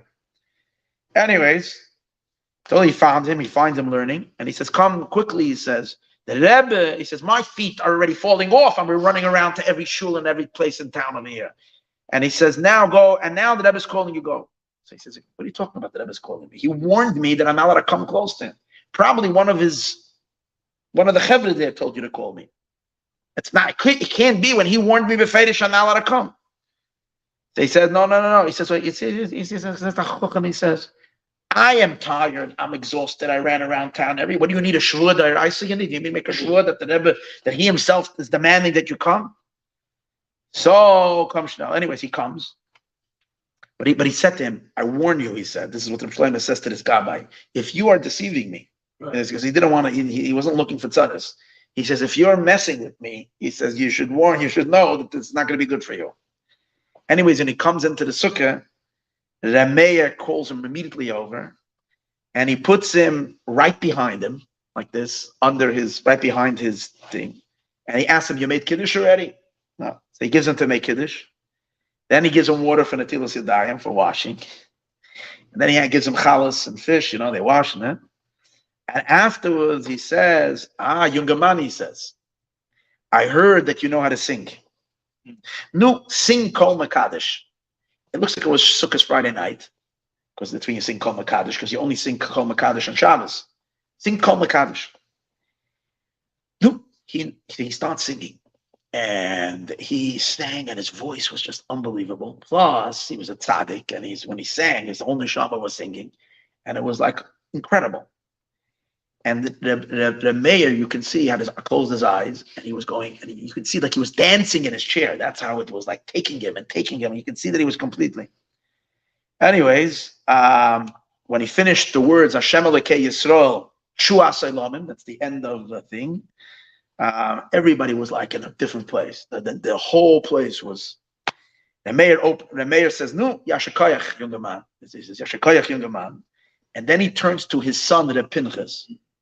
This is the mayor turns to his son, Reb Pinchas, and he says, "No," he says, "this is the way you have to sing Zmiris." He says, "Like this younger man sings." He says, "You should know that when this younger man sings Zmiris, Shem Havaya is on the tip of his tongue. That's in his song. Yud Kei Vav Kei is being generated." He said, and he's mamish singing like the sounds of the kruvim in Gan Eden. The sounds of koil kruvim in Gan Eden. He says, "This is the way you sing." When the people heard this, everybody was in spoil. And then they had the soup and the thing. And also then the Shlome said that with this, when he was machabed him to sing, and with that experience in the sukkah by his Rebbe, who later was his Rabbi Mivuk, this was his main Rebbe, he said he had sanctified him with the power of singing to the point that he felt that singing was he could spend his time in Torah v'Avodah, so it was a lesser type of a thing to sing. But now when he opened them up to sing a niggun and so on and so forth, that this was going to be a derech and avodah for him, singing nigunim and davening and so on and so forth with singing. Anyways, the Hasidim in Vilshavtze didn't know about this. So when he returned to Vilshavtze, they were all angry at him because they remembered. So now what happened was he started begging them the next time they're going, they should take him along. He didn't want. They didn't want B'Shem the Rebbe give them such a psak B'Shem not. He made them crazy and crazy. He heard they're going again. Told they were masking, but the deal was that they're going to come and that he has to stay out in an inn outside of Apta. They're not taking him into Apta. They're dropping him off on the outskirts. They're going in themselves. All right. When they come, so they came and they go into the Seder Meir. The mayor asks them, "No, the Yigaman. Did you bring with you?" He said, "No." He He says, you guys, he says, why do you have to travel to me? He says, you have a younger man like that in your town. There's a younger man like that in your town. What comes to some there? You have him. So then they chaptzach. So they right away ran back to get him. And when they came on their way out to get him, they saw he was on his walk. He was walking to Apta. He was dropped off in the outskirts, but he was coming. Anyways, he used to travel to Apta. There's a very amazing story. One of the times as he was traveling, we had a similar story with Reb David of Lelev. Mamish traveling to his Rebbe, getting lost in the forest, crying. Mamish, the same type of a story. He's on his way, and it's freezing cold. Freezing. It's a frost. It's a snow, and he's getting frostbitten. And he feels that he's going to pass out. He feels that he's literally, and so he's looking for a place that he can go find shelter, but nothing. He's close to Yetzias Neshama, literally passing out. Suddenly, this Gentile guy comes in, big guy, broad shoulders, big fella. He picks him up, puts him on his shoulders. He brings him up onto his wagon, knocks the horses, and he rides with him literally to the Chsanya where he stayed there. He when he comes to the place, he gets off the wagon, goes out, picks him out of the wagon, puts him again on his shoulder, takes him into the hotel where he was staying, into the place that he was staying, and he warms him up, and and then he goes. So after he comes back to himself a little bit, and then he wants to go out to thank this guy and to pay him and give him something, whatever. Can't find him, not him, not the wagon, not the whole thing, anybody garnished. The whole thing was, he used to tell the story. Eliyahu Hanavi comes and picks him up and brings him. Anyways, he used to, Remeir was a Levi. It's the son. Remeir was a Levi, he was a Kohen. Remeir used to pour for him the Birchas Kahanim. And he said every time he would pour for him, he felt literally that he's gushing him with Yiras Hashem, with Milas, with Madregas. It was like incredible. He also taught him, he said he taught him how to be a Rebbe when he taught him how to put the schach on the sukkah.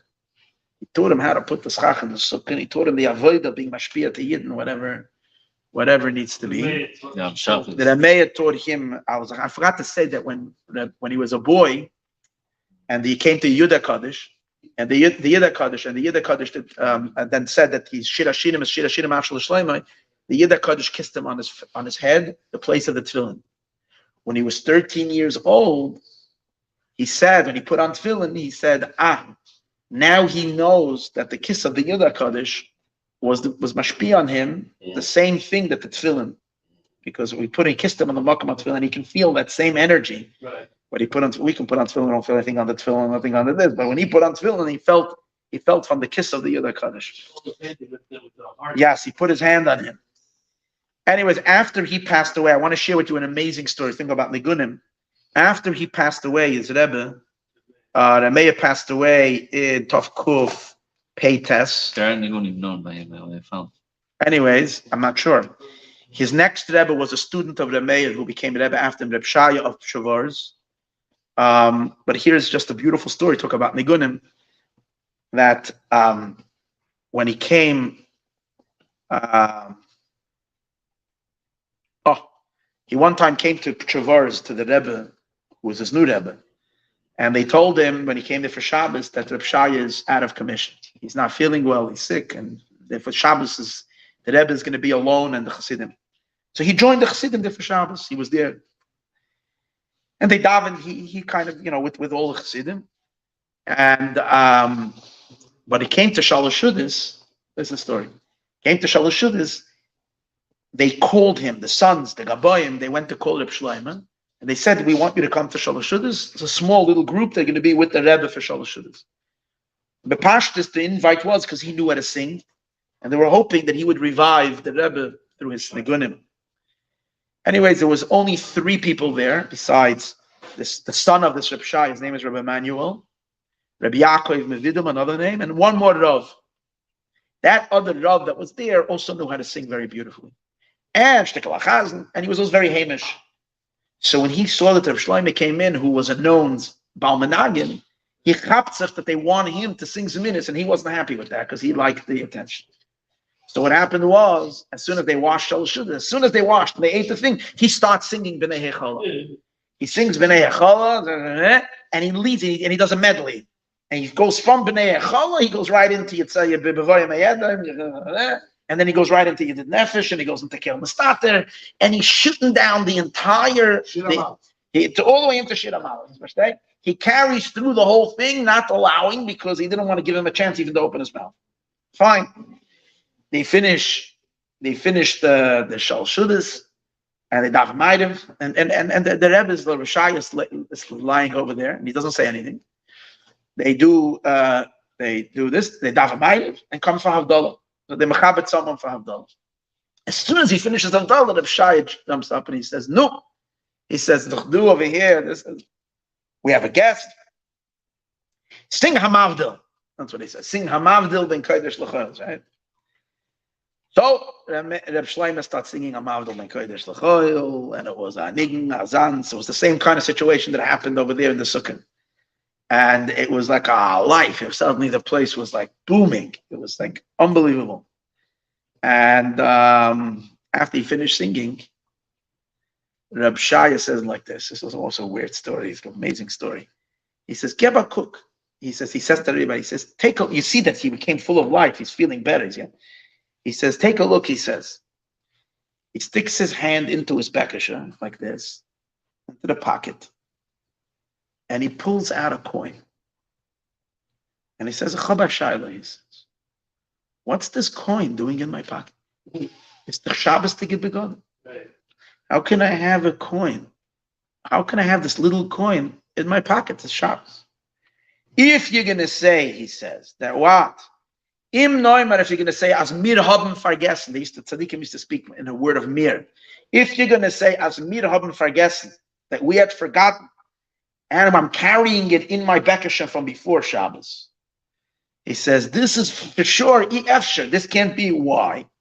Because I have Gemidalan, I have a Kabbalah, this in it, that from the time that we studied the entire Hilchah Shabbos, with all the Noisa Kalim, that means you can learn Hilchah Shabbos with the Magen Avram and all the Taz and all the Mefarshim.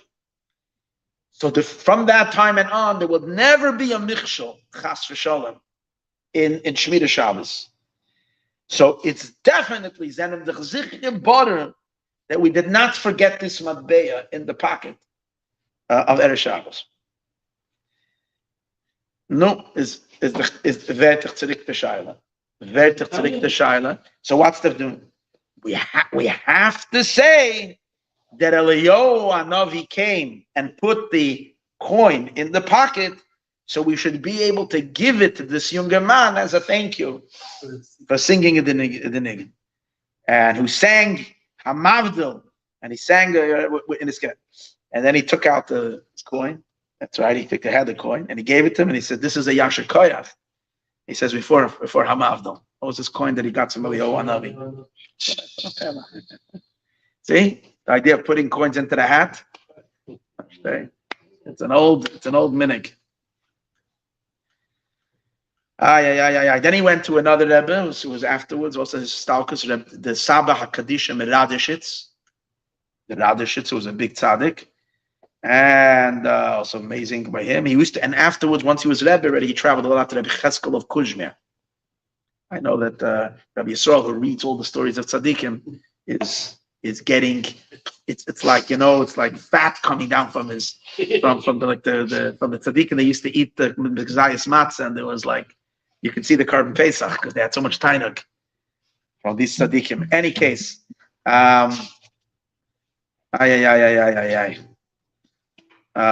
he is another beautiful story about. There's tons of beautiful stories, but we're going to tell them more soon. We have to sing a niggun Chaim. Chaim. Amavidil ben kodesh l'choy l'chatoi seinu v'yimchon. With the bracha. Matzah Shabbos now with a bracha. Okay. Why do we make it with a bracha? Because it was one for a while. Well, it's up for more than 24 hours. Already time for a bracha? Yeah. Oh, wow.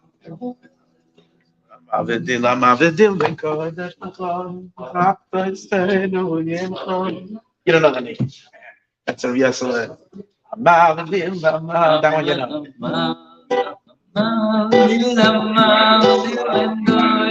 Let's go.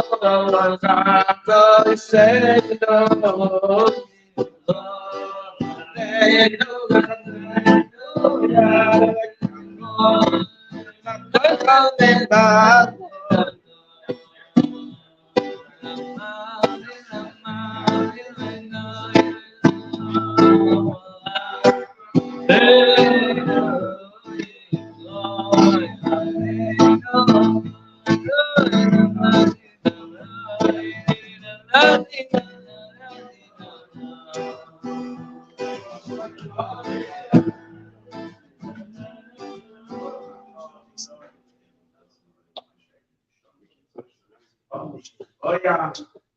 Oh, hey.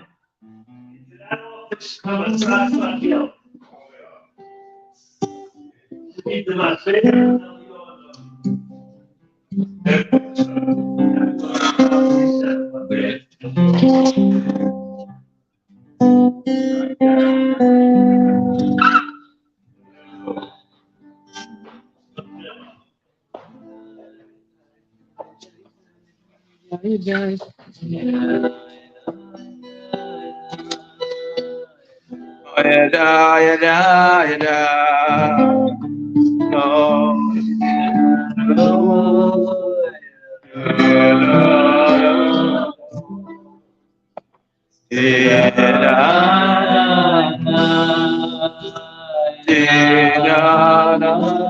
Oh, it's a gewaltige story. Before everybody leaves, I have a good story. I have a really good story. We'll do this again afterwards. This story I heard from Yisrael's uncle, and then I found the story over here as well.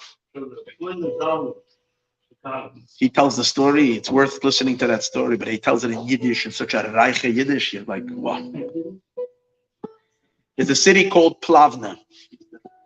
Plavna was not far from Rodomsk. A lot of stories with the Plavna.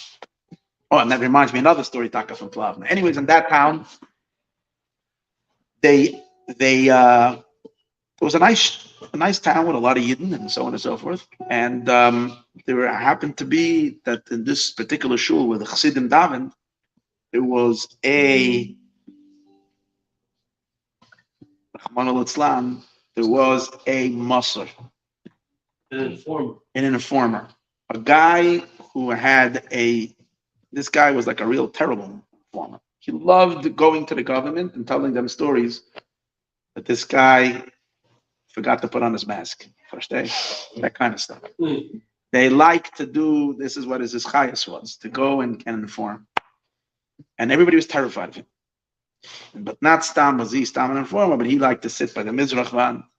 And if you didn't give him covet and this and that, if anybody would dare tell him something or be upset or not give him whatever, instantly, that very day, he would go to the police station. He had a whole relationship with the guy, and he would snitch and tattle and make up stories. And it didn't, those days, didn't take much. You had some testimony from someone. They didn't investigate too much. The first thing they arrested, later there was a trial, and sometimes I had Ahin, but the first thing the guy was a, especially these guys are anti-Semites. They don't like the Jews anyway. So when you had something to be able to get him, and they had a guy, he'd come. So everybody was literally terrified of this guy. But what could they do? He was there, and Zoe was there. And no one could take him there. One time, there was a certain family who decided to write a Sefer Torah. They were a wealthy family, and they wrote a new Torah. And as it was getting close to the end of the writing, how many Sefer Torahs did they write in the town? They didn't write that many. This time they wrote a Sefer Torah. It was a big simcha, huge simcha. So they were going to have a big parade, and they were going to make a whole thing, and everybody in the town was getting ready for this big Sefer Torah, and they were really excited. But the problem was that there was going to be at the end, the minhag is that everybody comes and writes a letter in the Sefer Torah. And they knew that this Masa is also going to show up over that. And he's going to want to write a letter. And it bothered them that someone who uses his hand to sign off and write so many Mesilas on this, that he should write a letter in the Sefer Torah, that he was hurting them. But they knew that if they're not going to invite him, or if he's going to be there, and if they're going to insult him, it's going to be terrible. Because that very day, he's going to make them tzaddas. So they didn't know. They decided to send the Mishlachas to the Rodomsk, to the Shlome, to ask him what to do. Mishlachas came. It was very busy. There was a lot of Hasidim people came for brachas, and they couldn't go in, and they needed an emergency answer. It was that kind of thing. So they asked the Gabbai to say that they're coming over here in the name of the entire city of Plavna. Everybody, not just have a question. So they came to the Shlome and they asked him what they should do with this Masa. They want to write him. They don't want him to write a letter, but they're scared. So he said they should invite him, and they should be machabed him with writing a letter. But a letter in the Sefer Torah but he's not going to write. So they were masupik. They said, like, what? Like, how would I get to the But the Rebbe says they don't ask any questions. They come back. Festivities, the families will, this now concept, the whole parade, the whole situation. They, according to this story, they wrote the letters of the Torah after the parade. And in any case, this guy is there, and Yitaka says he wants to write a letter like everybody else. They're calling up this machut and this machut and that guy and that guy. Anyways, he sits down and he takes and everybody's watching to see what's going to happen. He dips the quill in the ink, and he's going to, what's it called again, to go like this. And at that very last second, as he's coming next to the cipher, the quill, the feather, just falls out of his hand. Okay. So he bends down on the floor to pick it up. As he bends down and he goes like this, the tip of the quill hits him under the nail, went right in, and got stuck in his thing, and he's pulling it. As he pulls it out, it's gushing blood, bleeding and bleeding. And okay, he can't stop the bleeding, so he goes to wash ahead and head. And meanwhile, he can't write. He's taking the thing and he can't write. He's busy. Meanwhile, they have to continue the ceremony. So they continue the ceremony, and everybody wrote, and they took the Sefer Torah. He didn't write a letter. But meanwhile, the bleeding wasn't going to stop. It wasn't stopping. So he went to the doctor. He comes to the doctor, and he can't stop the blood. Doctor does an inspection and so on and so on. And the doctor says, you have poisoning, some blood poisoning. And your finger is infected. And the only thing that you can do right now is to take off the finger. And he was begging and saying, no, whatever. They said, there's nothing. He said, if you're not going to take off the finger, you're going to lose your whole hand. In the end, he had to submit to the surgery, and they removed his finger. And he couldn't write anymore. Not only didn't he write in the Sefer Torah, but all of his writings that he would go and he would sign on this stuff, it was fartik. Wow. That was the story from Yeah, I was thinking to say that. He likes when the Rebbe calls him. He likes to. Yeah. Look.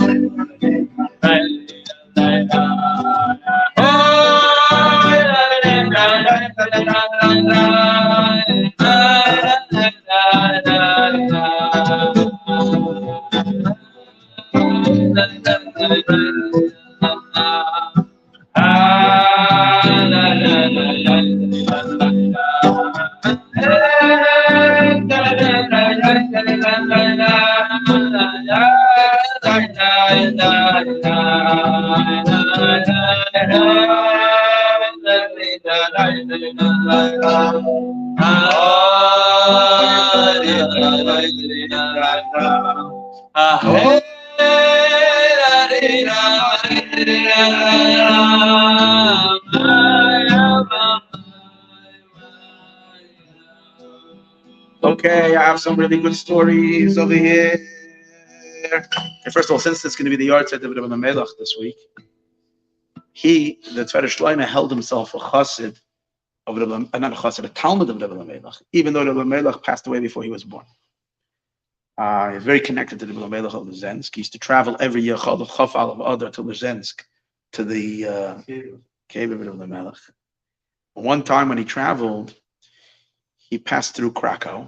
That was on the way, and he said to the people over there, he said, it's He said to the people over there, he says, if Reb Shlomo Kluger would be here, he would ask me a question. He says, you have all the Gaonim and Tzadikim buried in Krakow, the Ramah and others, and so on and so forth. He says, why don't you go visit their Kvadim? And you're only going to the Melaveh Malkah of the Zens. What's the Kvadim? He says, I'll tell you why.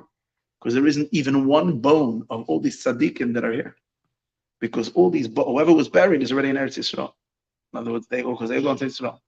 The only one who didn't go to Eretz Yisrael is Melaveh Malkah, because Melaveh Malkah was mashbiah that they shouldn't, because he wants to stay with the people, so that people should be able to be Poel Yeshuas. So everybody else, he says, vacated from all these Gaonim and Tzadikim. They're all already in Eretz Yisrael. Wow, it was Gilgal of the bones go to Israel with the Tzadikim.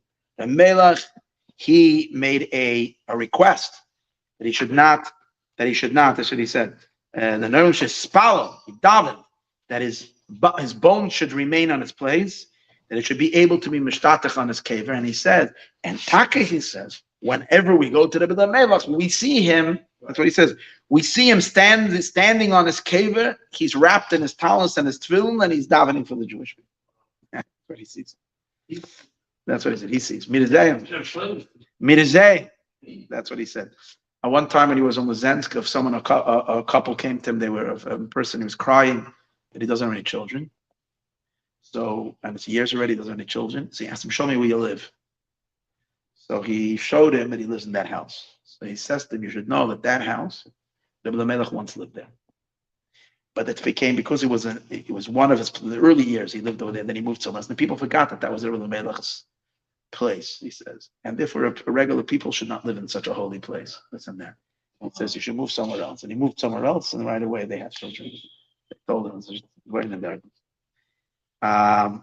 Any case, another thing that I wanted to share with you is an amazing story. It was like this. He had a chassid, his name is Reb Zamvel Tzvi Plavner, same city, Plavner. He got very ill. He was the one who wrote the Tzaddik Shlome. He was the one who actually was Megia and wrote it. He got very ill, and he was in a very big sakana.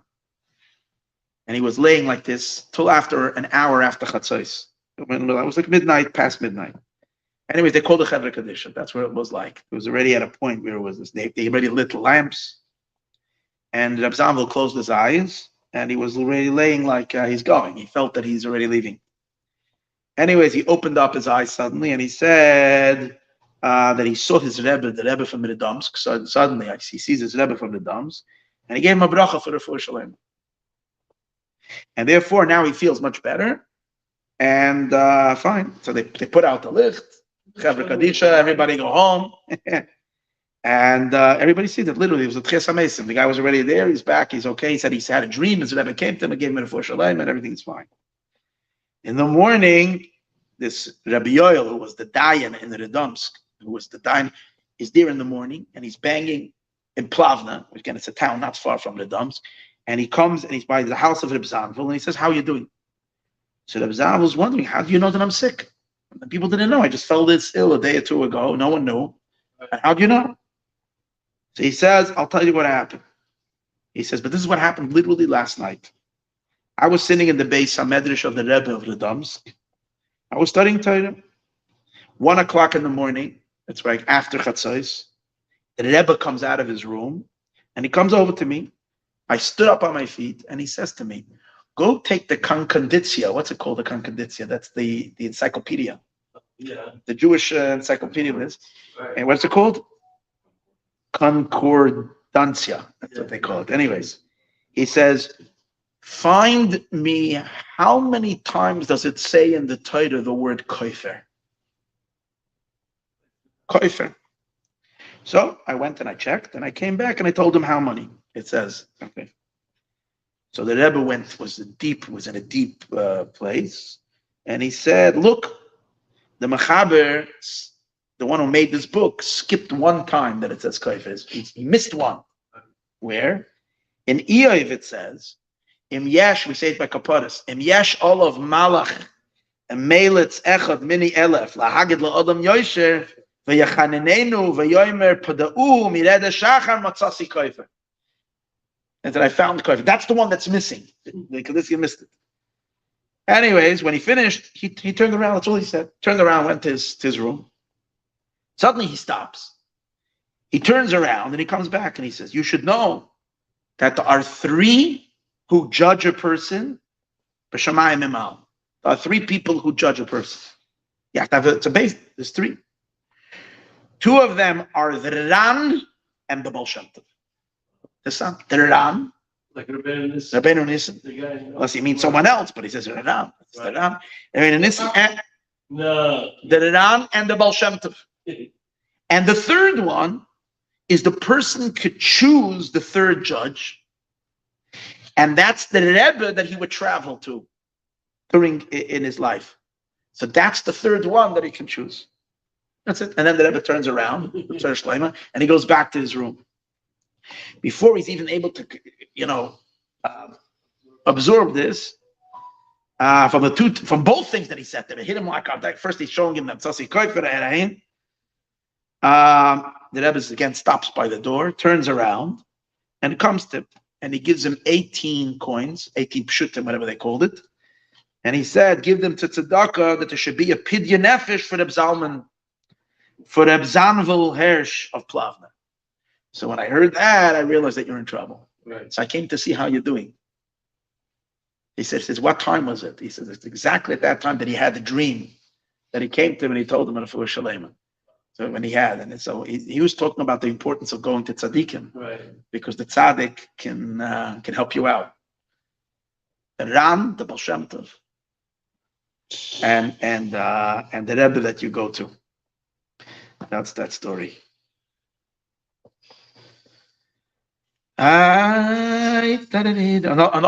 This is one more, very nice, and I think we're gonna.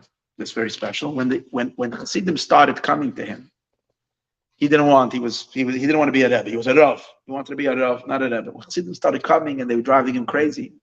So once before Shavuos, a lot of Chassidim came, and he locked himself into his room. He didn't want to see anybody, and they were outside. Suddenly, an elderly yid who lived in Rodomsk passed by, and he said, "What's going on?" He said, "We came here. We want him to come, and he's locking himself up. He doesn't want to do anything. There's people came from all over. They want to be with him. He doesn't want it." So he said, "Let me go talk to him." Let me in. Now, he wasn't letting anybody in, but he said, I'm a townsman. I live here. I'm not coming as a, I'm coming as a, so he, no, don't I live in the city. He says, tell him, I live in the city and I have a shayla. I said, oh, okay, so they let him in. So he opened the door for him, he let him in. So the Yid says to him, the Rebbe, he says, he says, I don't even know how to learn one page of Gemara. But Tzena Urena, I do know. I read the Tzena Urena. This is a really Geschmack story, you see already. It's just Tzena Urena. And I've been learning and I've been reading that when it came to Shavuos, it came the time the Eibush was giving the Torah, Moshe Rabbeinu went out with all the Yidden to be Makabel the Torah, together with everybody. And therefore, I don't understand. And you lock your door over here, and you want to be Makabel the Torah, but Yechidus. You don't want to be Makabel the Torah with all the Moshe Rabbeinu goes out with all the Yidden to be Makabel the Torah. And then here you want to sit yourself and lock yourself in the house. That's what I thought. So he says, "Oh, changed everything." He went out. Tzadikim came in, and it was that. That's like yeah. You need to have. Yeah. He says, you'll be the shliach. Go tell them that they're mizumanim to give shalom. They can come and they give shalom. And that whole Shavuos, he was in a very big simcha gedolah.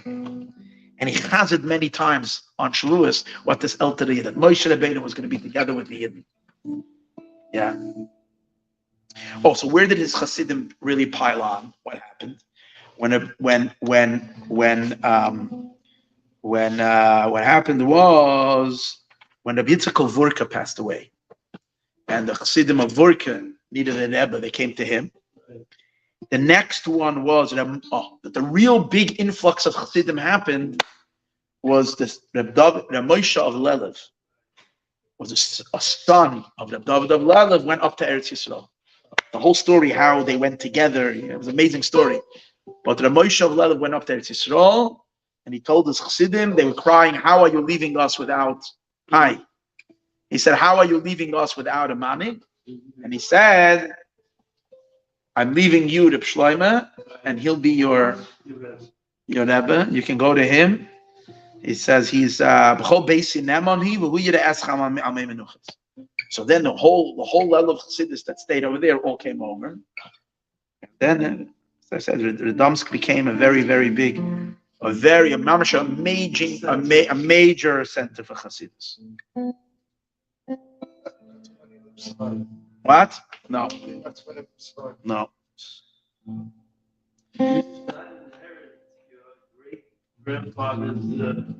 My grandfather, I said that. Didn't seem to be maybe it's in. No, Gemara can't. Isaiah must have learned a lot of Gemara, but Chassidus, I didn't know if he learned so much. So now we got the Chassidus. Wasn't a surprise to me. I Share a story about just want to tell you one more thing, because we're gonna wrap it up here. This was a very nice thing.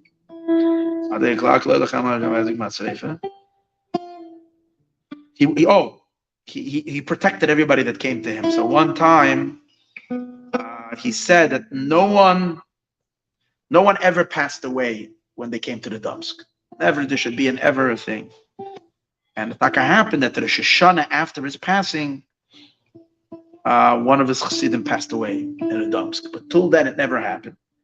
Also, he protected the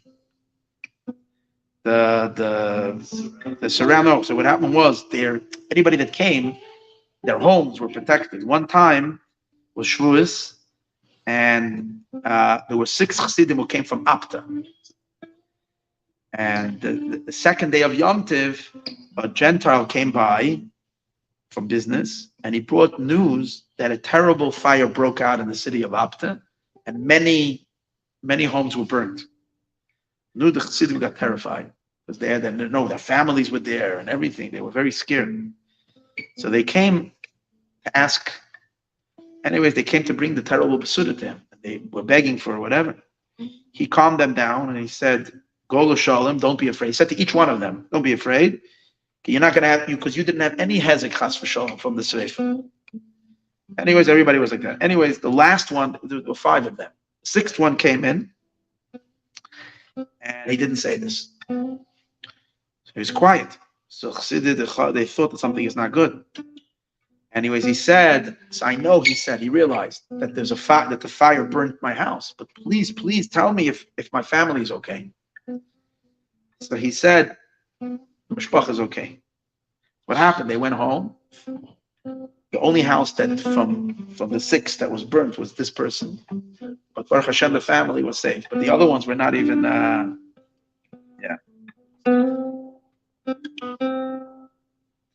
L'chaim. Amen. He says, also that Kadosh Baruch Hu lasses machal tzadikim. The Eibush is going to make a machal tzadikim, the dance of tzadikim, and the Eibush is going to sit amongst them in Gan Eden. Oh, it was once Yom Tov, and he told the Chevra to start dancing, and everybody's dancing and dancing and dancing, and they were dancing, and then he stopped the dance, and he said, also that Kadosh Baruch Hu, God is going to sit in Gan Eden, and he's going to make a machal. He says, why did the tzaddikim need a machal in Gan Eden? If they're all standing around the Shekhinah, what if they dance? What's the Inyan? So he said it means that the Eibush is going to ask mechila from the tzaddikim for having caused so much pain and so much suffering and so many things. The Eibush to the bet mechila and the tzaddikim also love it. Yeah, l'chaim. Everybody's going to realize that it was the Hashem. Yes.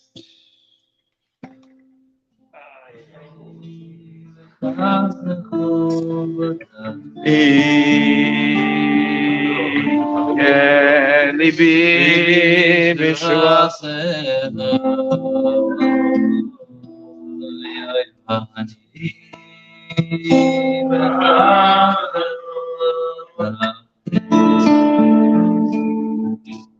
יהי ליבי בשבח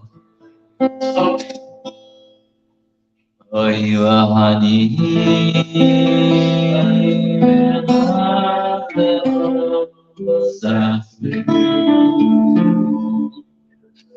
Yahweh libi shuasecha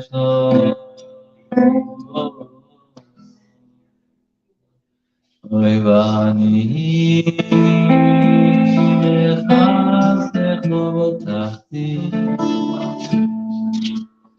Yagei libi v'shuase Oy yachshido Hashem Yido malachot Yido Hashem Yido malachot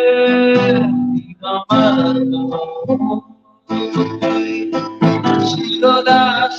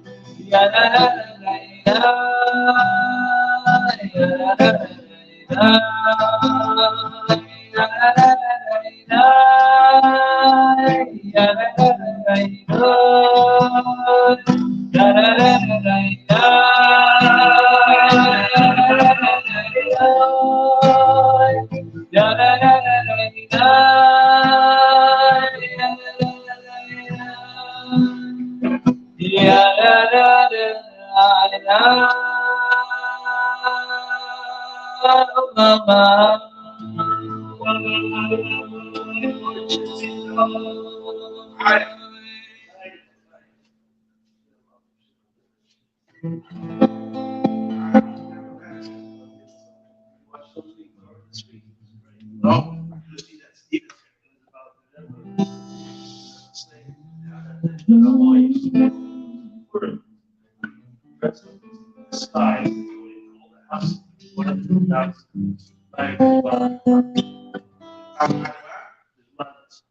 Sense why that be the sign. 50,000 still says, thinking a list of stuff. Explain that maybe you guys are inebriated. Come down.